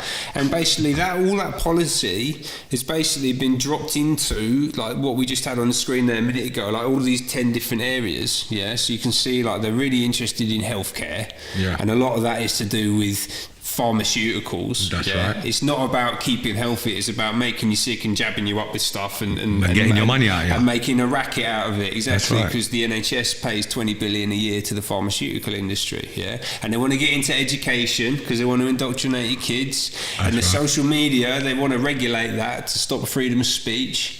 Yeah, and they talk about it as a public health issue, but in reality, it's a thing that they've caused. It's always the way, yeah. They'll cause a problem and go, "Oh, look, we got a solution." That's and right. the solution involves you giving me more money and more power. But you're so desperate now, you know, like they've already made you become addicted to it already. Yeah, you need it. You want it. Exactly. And then the net zero thing, that's big. I mean, that's a whole can of worms we could talk about there, right? Like, there's crazy. All these, and obviously, again, like their solution to that is. It involves giving them, and actually we talked about Mark Carney earlier. Yeah. So he was in the Financial Times a couple of years ago now, I think, basically saying that you've got to give us, because he's on their team. Yeah. He's like, taxpayers have got to give us. I think it was 10 trillion, he said. I want to say 10 trillion. It's like the most outrageous amount of money is like just to survive. It's like, no, you've created a crisis. Yeah, I'm not saying that we should be polluting the environment or anything like that, right? But like, there's the way they're playing it. It's just coming off like a grift. Basically, they're trying to make as much money as they possibly can.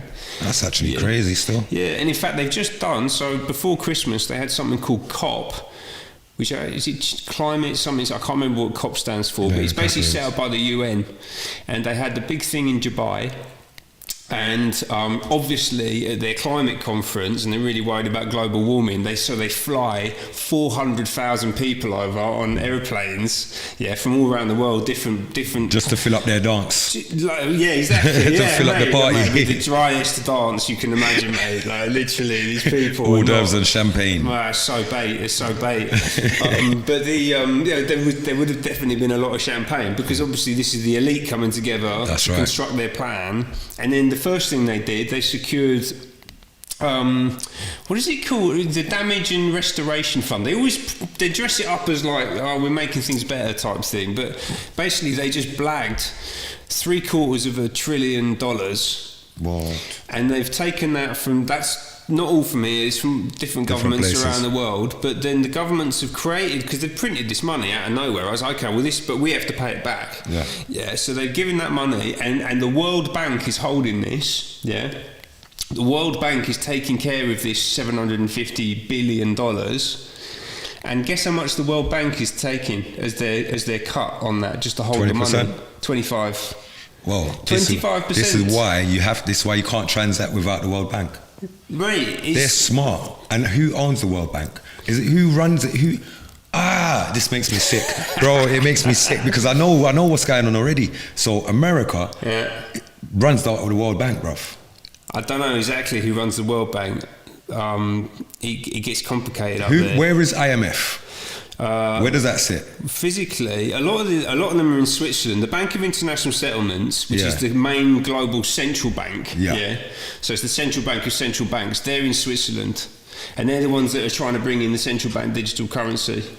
The World Bank, I'm not sure, but the lady who ran it for many years, she's French, based out of Paris. So there's a lot of this, and a lot of this exists in the city as well, right? Because this is the global centre of finance in London. Yeah.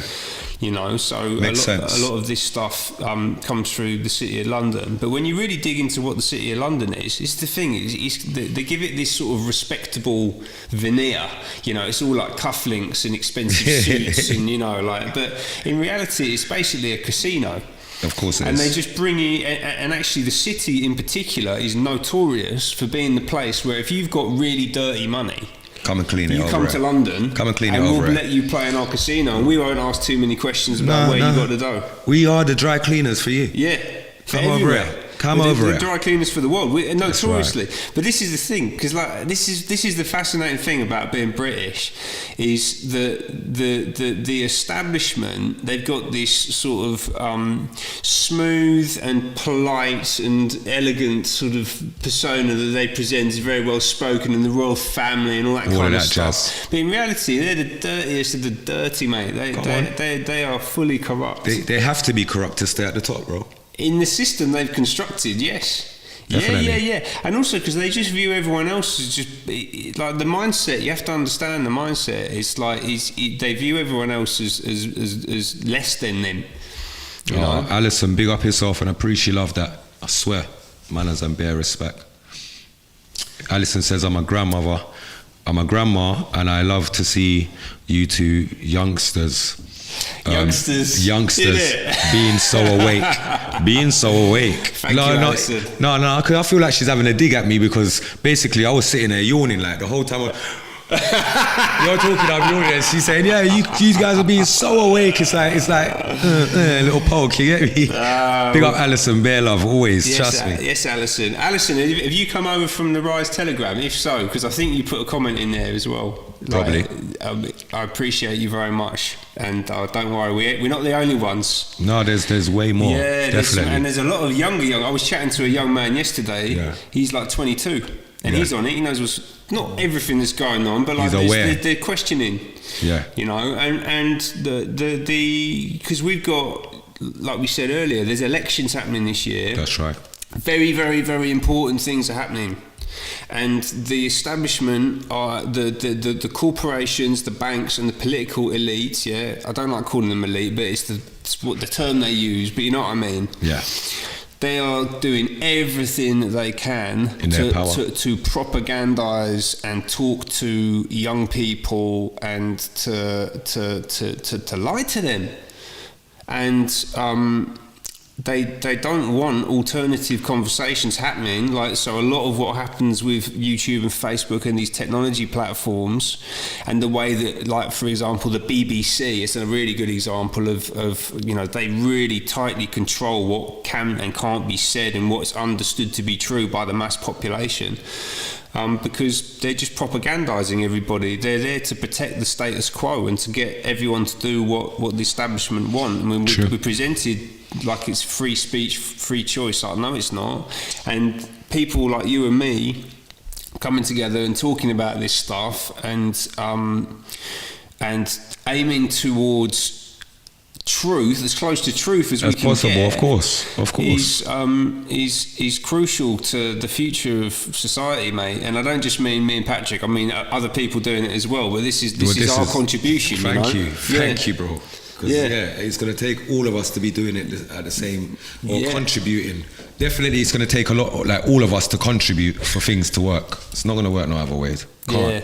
Yeah. Let me click on to number 2. Yeah, right. Yeah. So this on the left there. Who's that? That's Peter Mandelson. So Peter Mandelson was one of the architects of New Labour, and when in the first under Tony Blair, he was originally given the role of minister without portfolio. So he didn't have a department. He was just like a roving, he could go everywhere, and he was Blair's number 2 guy, and that's him with Jeffrey Epstein hanging out. And actually, he went to Epstein's Island a lot of times. And he's in his black book of contacts, as Tony Blair is as well, by the way. This is madness. And that guy on the left, Mandelson, he is the number 1 consigliere advisor to Starmer. Yeah? That's mad. That's going on right this second, right now. That is what they're offering to the British people. Yeah? My guy on the right, he's fronting it up. But behind the scenes, you've got Mr. Mandelson there with Jeffrey Epstein, and then right next to him, you've got Blair and all the other people we've been talking about. And that helps them, help to assist them in the executing the flipping mission. The nefarious plans that they've got for humanity, mate. That's crazy. Yeah, exactly. And they're doing it right out. They're like, this is a known thing, and you don't hear about that on the BBC, do you? You don't hear anyone criticising, talking about, well, hang on a minute, Tony Blair is actually a war criminal. Nah. Because the BBC helped him to execute the crimes. Of course. And the other ones, you know, that we could list out. I ain't going to get into it even right now because it's just like. That's a whole next conversation. It is. We could sit here all day and talk about Blair. Yeah. Talk about Blair. No problem. And Epstein, you need a month because he was at the centre of everything. You know, Epstein's. I remember being on. I was on Instagram. God, I think it was like end of 2020, and there was something about Epstein, and I shared it, and I got a lot of abuse from people being like, "You're crazy." Conspiracy theory this, conspiracy theory that, and I'm sitting here this week like, well, it's on the LBC now.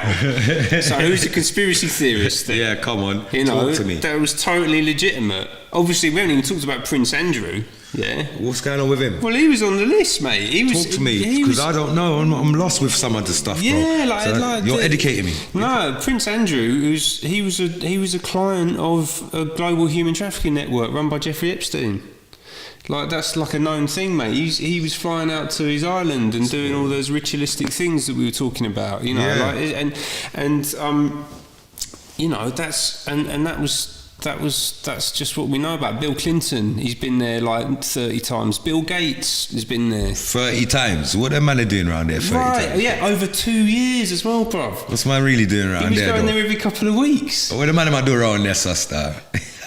Bro, it's heinous. It's heinous in every way. And then, you know, we talked about, you know, that's that end of it. We talked earlier about what's going on in the foster care system. It's like, where do you think all those kids come from? That's right. So they're stealing them out of the foster care system and elsewhere so that they can end up over there with these men and some women as well, you know. But why? This is unspeakably evil. Some sick shit happening in the world. I can't lie. It is, yeah. And they're all, and they're now trying to, and now they're coming back and trying to get elected again. It's like, hang on a minute. But how do we? Is there no way to boycott the election? But then again, we need a leader somehow. Well, we need, Otherwise, we're just going to crumble. Like, we don't know how to. We definitely need leadership. That's right. Yeah, and I think that we need strong people, strong families, strong communities, and a strong society built on the back of that. Right. Yeah, and you know, I'm not like there needs to be one strong man leader type thing. You don't want a Putin type situation. I wouldn't want to live in Russia underneath Putin. You know, like that's not what I'm about at all. But we definitely can't have what we've got on offer right in the mainstream right now. And can you boycott it? Yeah, you can. But just not voting isn't going to do that. You actually need to coordinate and build a parallel system in society and just like opt out of everything that they're offering. Now, unfortunately, they do control quite a bit. Lot of, maybe 90% of what's going on. Yeah, but even no, 70. Actually, not maybe 70, maybe 70%. They definitely control the media. Yeah, and they definitely control the political system, and they definitely control, you know, like the NHS, for example. That's all run, you know, it definitely does some good things, but also does a lot of very bad things, and it's partly because it's controlled by people like this. But like small business, and this is why they wanted to, part of their plan with the whole pandemic situation and the lockdowns was to destroy the small businesses, because if you don't have your own small business that you can build wealth from and sustain yourself from, then you're much easier to control, because you become reliant on either a big corporation which can dictate how you work and what you can say and not do and all that kind of thing. You know, you're not the boss anymore ultimately, or, and they prefer this, you're reliant on the state. That's right. And the more reliant you are on the state, the easier you are to control, because, you know, and that goes right down into everything, man. The benefit system, everything. This is why they done the lockdown. It's exactly why, yeah. And this is why furlough, and this is why all these things came into play, because they knew that they would be able to control us once they had us all under that one system. Yeah, exactly. You know? Yeah, and they've made people, they've terrorised us. You know, the actual, if you look at the the definition of a terrorist group, the government fits that. Right, Facts. so they run around going, "Oh, terror group," you know. They talk about Hamas, the terror group, and I'm not here for Hamas, by the way. Like, I think they do some unspeakable things, but our government can't criticise them because they're just as bad. That's my point. Facts. Yeah, and I don't think any government's good though. You see what this? There's no good or bad government, bro. Yeah, I think they. My personal opinion is that they are all pockets of the same trousers, meaning they've all got the same end game. Yeah. Power corrupts, right? There you go. And absolute power corrupts absolutely. That's what they say. And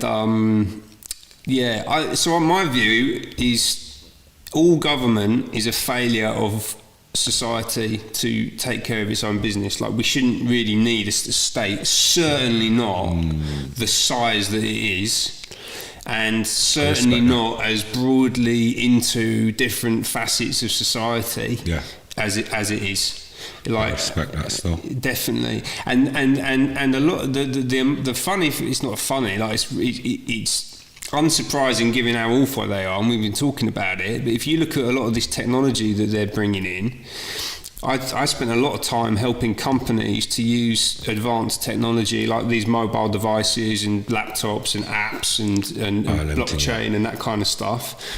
If you implement that stuff, it makes it a lot more efficient to deliver things to your audience, and it costs a lot less money. So if they were actually doing a good job and an honest job of introducing all this digital technology into government, then our taxes would be going right down. Like, literally, they'd be less than 10% of what they are now. Right? Imagine if you had that much more money in your back pocket. That's true. No, but do you know what? Sister said something, you know? Yeah? DBSH, big up yourself. If you are smoking tobacco in any form, you contribute to their taxes, are killing yourself. What else they need to do to you? No, but it's not just it's not just tobacco. There's a whole heap of things that these people are using to kill us. Anything. And I'll be honest, it's not just smokers, there's drinkers, there's drug takers, there's pill takers. Do you understand? There's people are addicted to all different sorts of things. So I don't think it's just pinpoint tobacco as just the one form of, you get me? No. Yeah. I feel like there's so many different things out there product wise that we all use. That's killing us slowly anyway. Well, they tax everything, yeah? So they'll tax you, taxes on taxes on taxes. Like, all the way through your life, and then when you die as well. They'll just take. And then what's going on in the back, and this is the real stitch up, yeah? This is why it's... So the definition of fascism, like the actual definition of fascism, which was defined by Mussolini, who was the Italian dictator who invented fascism, yeah? He's the original fascist. And his definition is it's the fusion of corporations and the state. And right now, we live in a fascist state because the government is taking an increasing amount of money off us and telling us they're going to deliver services, whether that's in healthcare or the prison system. I know we talked about that before. They're all run by Serco, which is a private company which is making profit, and actually it's largely owned and controlled by the royal family. Yeah, they run the prison system, and also the record labels. And also the record labels. Let's not leave them out. They're involved in the prison system. How messed up is that? You told me that. Yeah, what is that about, man? Big facts. Well, and that's why the culture's been polluted so much, because basically they want to create a situation. You know, like I think about Jamaican music. Yeah, you go back, it was very conscious music, right? Yeah, you know, like reggae is conscious music. Of course. Yeah, positive message, spiritual message. Why do you think they kill reggae music? Yeah, exactly. They can't kill it because it still exists, and they've damped it right down. Yeah. To mediocre out the genre elsewhere in the world. But the reality is this: if you look at all genres, most genres of music is not really godly. It's a happy thing. Let's take some party drugs. Joanna, I love you, Joanna, you know, just lovey-dovey songs and happy-go-lucky kind of things, and I want to dance with somebody, I want to be, you understand? Take your mind off the reality of the situation. But reggae music is the reality of man's sufferation, bro. Yeah. And it has got a lot of godly references within it, which is like, Lord, watch over our shoulders tonight and help us live our words tomorrow, and all these kind of like powerful words in the music. They're gonna keep shutting it down, bro, because it's not that demonic. But that's where it's the bashment side now. They've got to the bashment side though. Reggae music can't die because it stands for what it stands for, and it's always stood for that. And that's why no matter what year we're in right now, 2024, you go into dancehall, most people, even the artists, them will tell you that the best of dancehall is the 90s. You'll never get the better than the 90s. 90s dancehall, people always go back to those Beanie Man, them Bounty Killers, them Spragga Benz, them. Do you understand that John, that time? Because that's when the unity was in the music, the message was being pushed. The people like Luciano, the Sizzler was just about stepping out at them time there. You know, you had the Phantom Mojers, you had so much conscious, righteous singers around those times to help build and flourish with the music, you know, and grow with it. So they killed that, bro. It's the same in the rave culture as well. They used to, if you go and look at, I mean, it's less of a lyrical culture, right? But if you go back and if you go on YouTube and you go to like the old acid house 90, you know, or like 91, 92 hardcore sets, and you look in the comments, and it is just pure love. Yeah, it's the most positive, like unifying, almost like religious sort of fervour to it. You know, the way people talk about it, and. It's just been like a lot of that's just been killed off because it just gets corporatized, you know. It all becomes more about making money and less about more about like big stars and labels, and less about like people and positivity, you know. No. Air War, go on now. Let me just quickly address one and two things. Come and see some things. The music industry has been censored since the 60s. You're not wrong, Alison. Big up yourself, manners and respect, and we love the contribution. Don't know, brother, 90s reggae. Big up yourself, Nicky, my bro. Young Jamaican and Trinidadian artists keep saying they need to talk badness if they want to get any shine. Now, Young Gordon, big up yourself. They're not wrong, because I tell you what, if I'm telling you guys that the record labels, the major record labels have invested in all the privatized prisons, they've invested in that, then you got to understand that they sign gangs.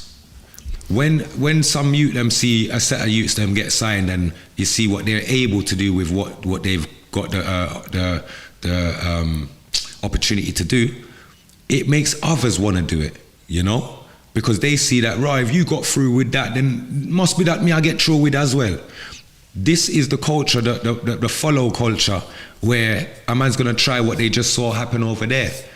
If a man bust a tune tomorrow and it go number one by a man saying, rah, I was gonna wash my dishes, but then I got high. And next man's gonna try to do that stupid tune as well, because it went number one. You see what I'm saying, bro? Yeah, and that's what they boost as well, right? This is what they do on MTV. This is what they've been doing. Lowest common denominator.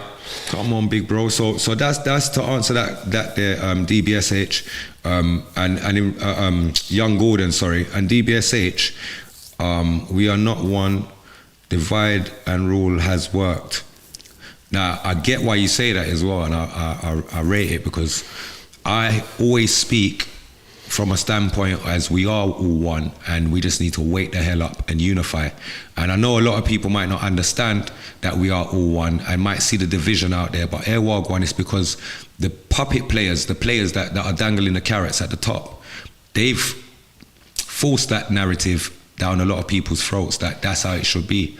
But you see, when you forward onto this page here and you see the love on this page here, and the people that's amongst me that listen to my type of reasoning and bend, you understand that there's still hope. You get it? And as long as there's still hope, we're still here putting in the work. You know, like that? So we're not just gonna push it to one side and say, nah, divide and conquer has ruled. No, Because if it had ruled and if it had won, then I wouldn't be here saying what I'm saying. Ben wouldn't be here beside me in unification.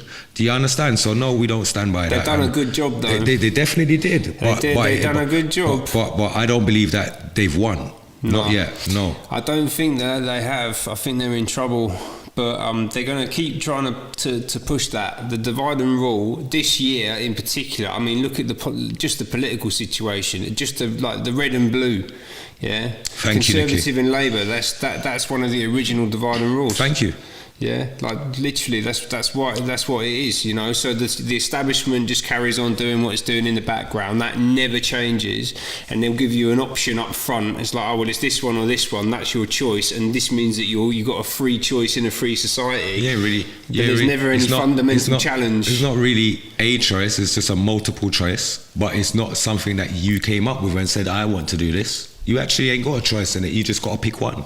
Yeah, and you got to pay for it all as well. Yeah, you just got to pick one. So, where was I now? So, even where am I now? My eyes them feel bad today. I can't even lie. Even the algorithm nowadays feed the children nothing but stupidity, nothing constructive or positive. But do you see what's happening? Like even the vloggers, the bloggers. No one wants to be talking positive. Not no one. There's a few people out there speaking positive, but look on their pages. Look at the numbers versus the people that are chatting a bag of S. See if it matches up. See if it makes sense. Look at the comments on some of these stupidness that people are posting. How come they've got the attention of everybody, but when we speak sense, there's hardly much people, you know what I mean, in attendance. So this is why we always say, look, make sure you press the share button. It does definitely help. You know what I mean? Because we're trying to reach the brothers and the sisters and trying to get the brothers and sisters uniting left, right, and center, globally, locally, and you know what I mean? Everybody's somebody. Nobody's nobody, bruv. Everybody's somebody. Everybody's important, and everybody's valued around there. You get me? And everybody's opinions are equally valued over this side. You get me? So that's what we stand for. And in 2024. This is what we want to be doing more of. And if we can't be doing more of this to unify, if we can't be speaking on that level, then we don't speak at all. And if we can't be doing on that level, then we don't do at all. You see what I'm saying, my people? That's what we're on. Nicky, big up yourself, my bro. God, definitely, religion has not helped. And we know all of the negative things, but this is what I'm saying. We are totally aware of all of the negative things that are stacked against us as to why we are not at the place where we believe that we should be or where we know we belong. But what it is that because we know better, we're trying to do better with the situation that we're in. And we're not just going to sit in the situation that we're in and be okay sitting in limbo with stuff that we don't know what's about to happen tomorrow in the next 2 minutes from now. You get it? So it's about just contributing to what does your better tomorrow look like? And how are you contributing towards seeing that? And if we all or think along them lines, then I feel like we're not really on a bad start. We'll be on the right road, right? So that's why I do what I'm doing. I don't feel like the system's won. I don't feel like anything that is of a negative entity or negative feature, it hasn't won around me. That's the reason why I'm here, defeating it by stepping up and saying what needs to be said, speaking my mind. As much as they're trying to shut us down and trying to clog us up and trying to suppress our words and not be heard, and no, we're here putting in that work. Why? And we stay consistent with it because there's enough people that need to hear the things that we're saying. I'm not saying it just because it sounds good. We're saying stuff because it's what we see, it's the things that we read, it's the things that we come across and we think, wow, hold on, I wonder if anyone else has seen this. Who else has seen this? Actually, let me talk to my people on my side and let me show them the findings of what we found over here. Yeah, man, it's about each one teach one, man. Without truth, there is no consciousness. Trust me. That's Peter Tosh, that. Come on, my bro. I love that quote. So I'm saying, so you got to be conscious, yeah. That's I respect a desirable state to be in, conscious of what's happening, and in order to be conscious. All right, so watch this. Truth. Watch this now. If Peter Tosh never said what he just said, you would have never said that, yeah. So what I'm trying to say is this: the work that we're doing today. If we are not doing this work today, maybe 10, 15, 20 years from now, there might not be another little Ben or another little Patrick that's there talking about what they've, or reciting what they've heard Ben or Patrick say. There you go. So we can't give up the fight just because the numbers might look like it's stacked against you. The odds have always been against us, people. As long as your heart's clean and you mean well and you got good intentions, the odds will always be stacked against you. It will never be an easy ride. So bear that in mind, and that's why most people choose to stay in the lane that they're in and do the negative and stick with the demons, them and da-da-da, because for them it's easier. Because they know coming over here, you gotta have thick skin. You gotta be repetitive not repetitive, I would say you gotta be relentless with your self-drive and with your determination and with your want to see the end result. Not starting things just to leave them. Okay, so yeah, this is what we stand for over here, man. So I just want to take 2 minutes before you go any further though, Ben. No, you go, mate. I just want to take 2 seconds to say thank you to every single one of you guys out there that had sent me a happy birthday message, WhatsApp, inbox, DM, whatever it may be. Manners and bare respect. I was very overwhelmed with messages and I felt the love, definitely. So big up, happy new year to everyone, and I'm wishing everyone a great 2024, even though we know that the government's got other plans for us. That's why we need to unify and stick together in real life. Over to you, Ben. No, I'm there, mate. You inspire me, Patrick. I got the last one you did 2 weeks ago. I tuned in for like the last 40 minutes, and you were talking. I was like, yeah, you giving me a kick up the arse there, mate. What was it? You were like, this year we're not taking advice from anyone who doesn't follow their own advice. That's right. Like, oh yeah. I feel like you're talking to me, and I needed to hear that at the time. Actually, I got some deep messaging from you like 2 weeks ago. I was like, yeah, this is gonna. When next time I see you, I need to be on it and have been implementing the things, you know, because you got yeah, like the consistency bit is so important. Like you were just saying, don't starting things to abandon them, right? Like that's actually one of the hardest things. He's like just coming back again and again and again and going again and again and again, because that thing that you ultimately want is, you know, anything worth having is not going to come easy. No way. You know, and people think like that guy earlier who was just like rinsed off his mate of, you know, whatever amount of money, and you know, like that's not a man who's going to be dedicated and reliable and trustworthy. In any case, you can't build a society on the back of people like that, right? And people like that will, you know, I'm not saying that everyone who lacks a bit of discipline is a thief, right? But the having that the fortitude to keep coming back at it. That's and right. to grind it out and to build forward and to keep your eye on a long-term goal. That's right. And knowing that what you're doing right now is gonna compound and build up and pay off eventually. That's so important. I really feel I feel like most of us are just doing it for ourselves' sake, rather than for the benefit of others when we're no longer here. You see, the work that I'm doing is for when I'm no longer here. It's not for me to reap from the work now. It's not for people to maybe even see the work now. But I tell you what's going to happen is that all those people that I've touched on my journey, from the start to the end of my journey, they will have a lot to say on my behalf in my absence.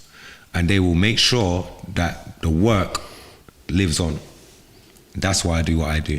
My children will be consistently proud of daddy when daddy's gone, because only then will they get to understand who their daddy was. You get it? Yeah, man. Yeah. Yeah, legacy. There you go. You know? There you go, my people. Listen, what a great start to the year, man. Even though some bad things have happened, can't lie, I'm still in high, great spirit. Very optimistic about this year. We're gearing up to go over to India to spread some love, spread that energy. Mate. Go over to Bangalore and Goa. Link up with some of my brothers over that side of the diaspora. Get your swim shorts on, mate. Come on, man. There's more work to be done. There's still more work to be done. But don't get it twisted. This year, we started the year right.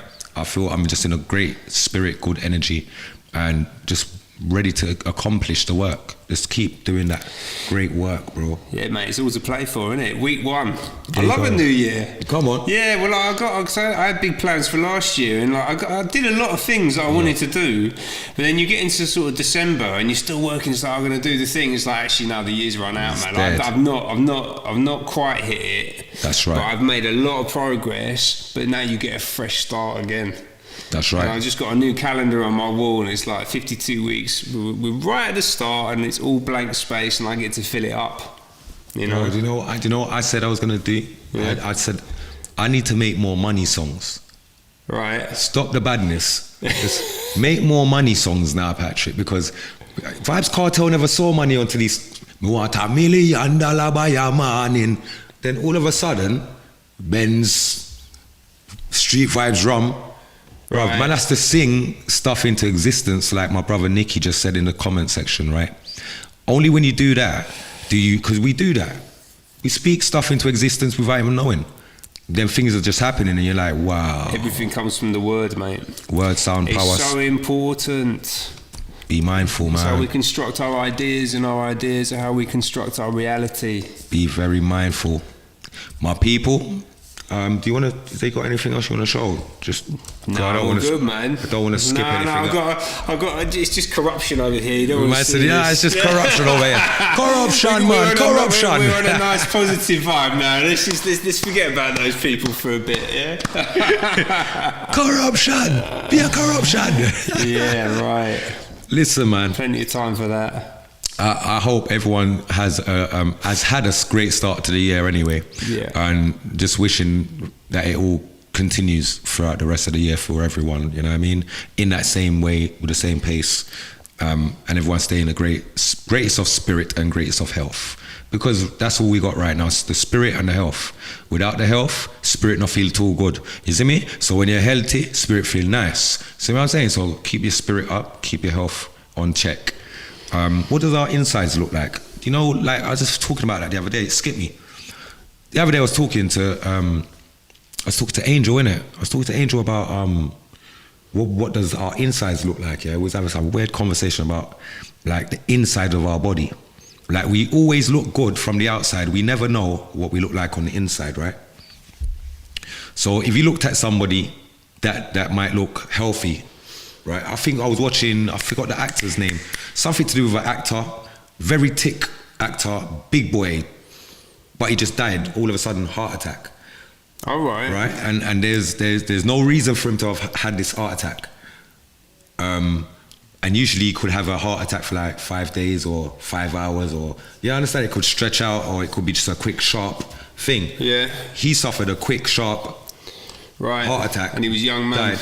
Yeah, healthy. Yeah. So it made query like, rah, imagine like what your insides are like what is there to detect that something's not right about you from the outside? Because on the outside you just look normal.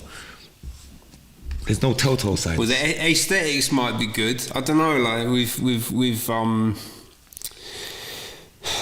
people present themselves and they look healthy, but you don't know how they got there. All right, for instance, I went to the opticians the other day to get my eyes tested.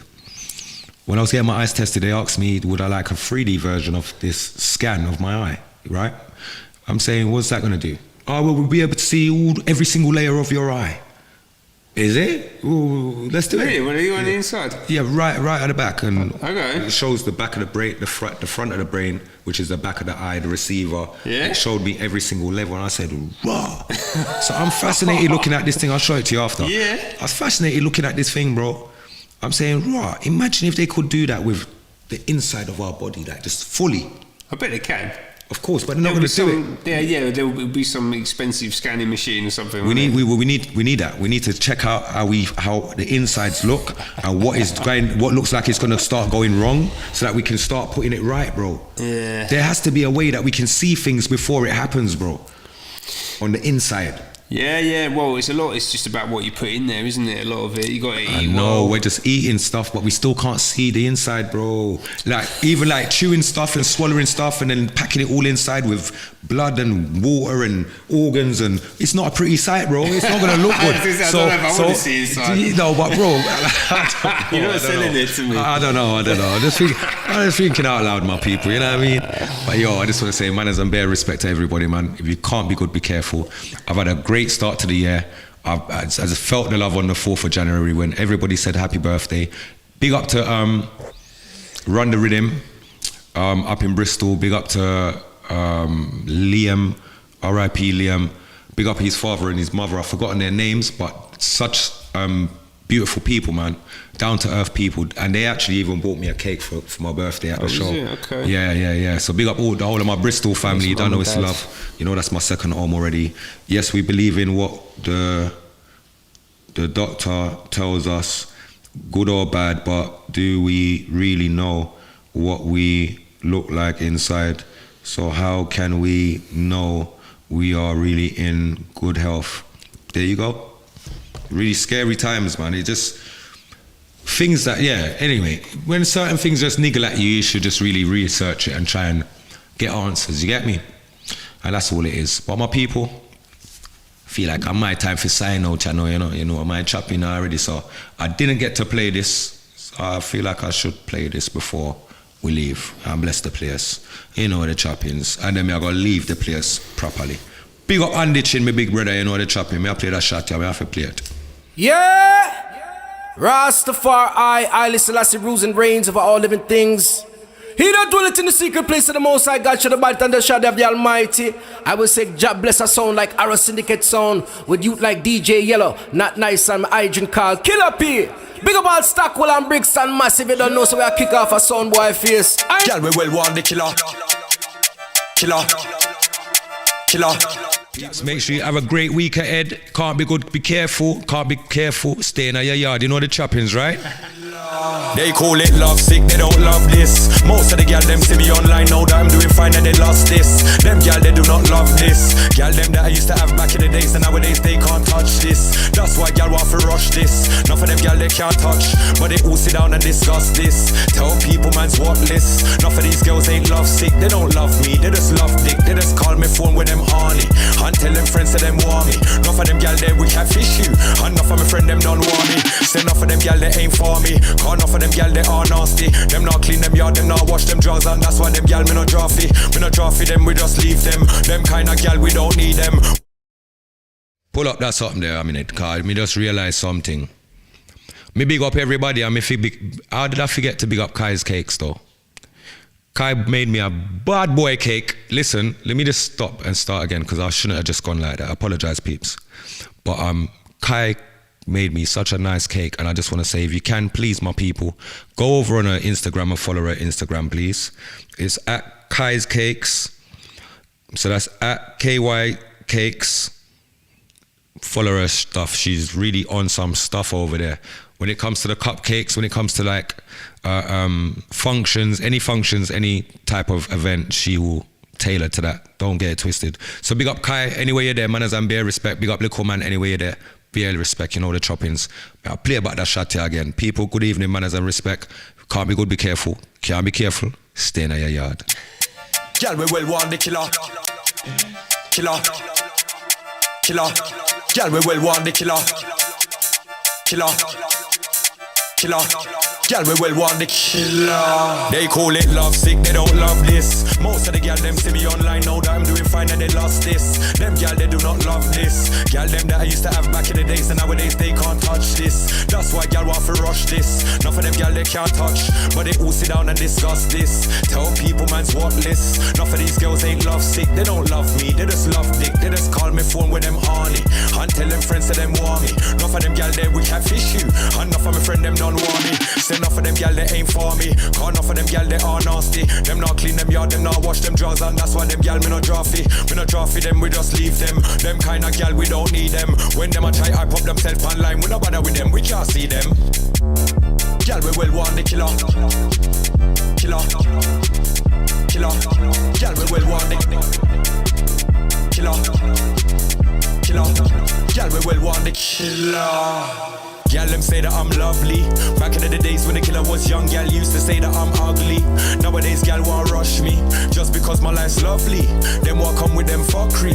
Tell some girl fi just slow me. Me left enough girl wealthy and lonely. Them not me number, them can't phone me. Them know say the killer are the right man. Enough of them can't get the general box, so them try link up with me right hand. And I try get bad man fi fight man.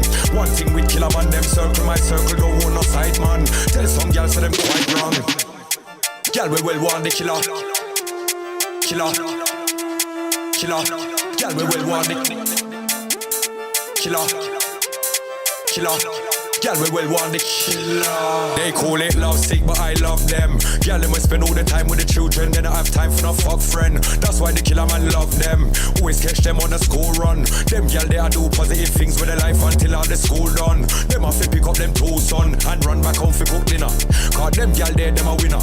You know say a old school girl me love, cause they nowadays girl out a road a beginner. And we not like no girl we too enough. Before them cook some food and clean up them yard in a big people business them enough.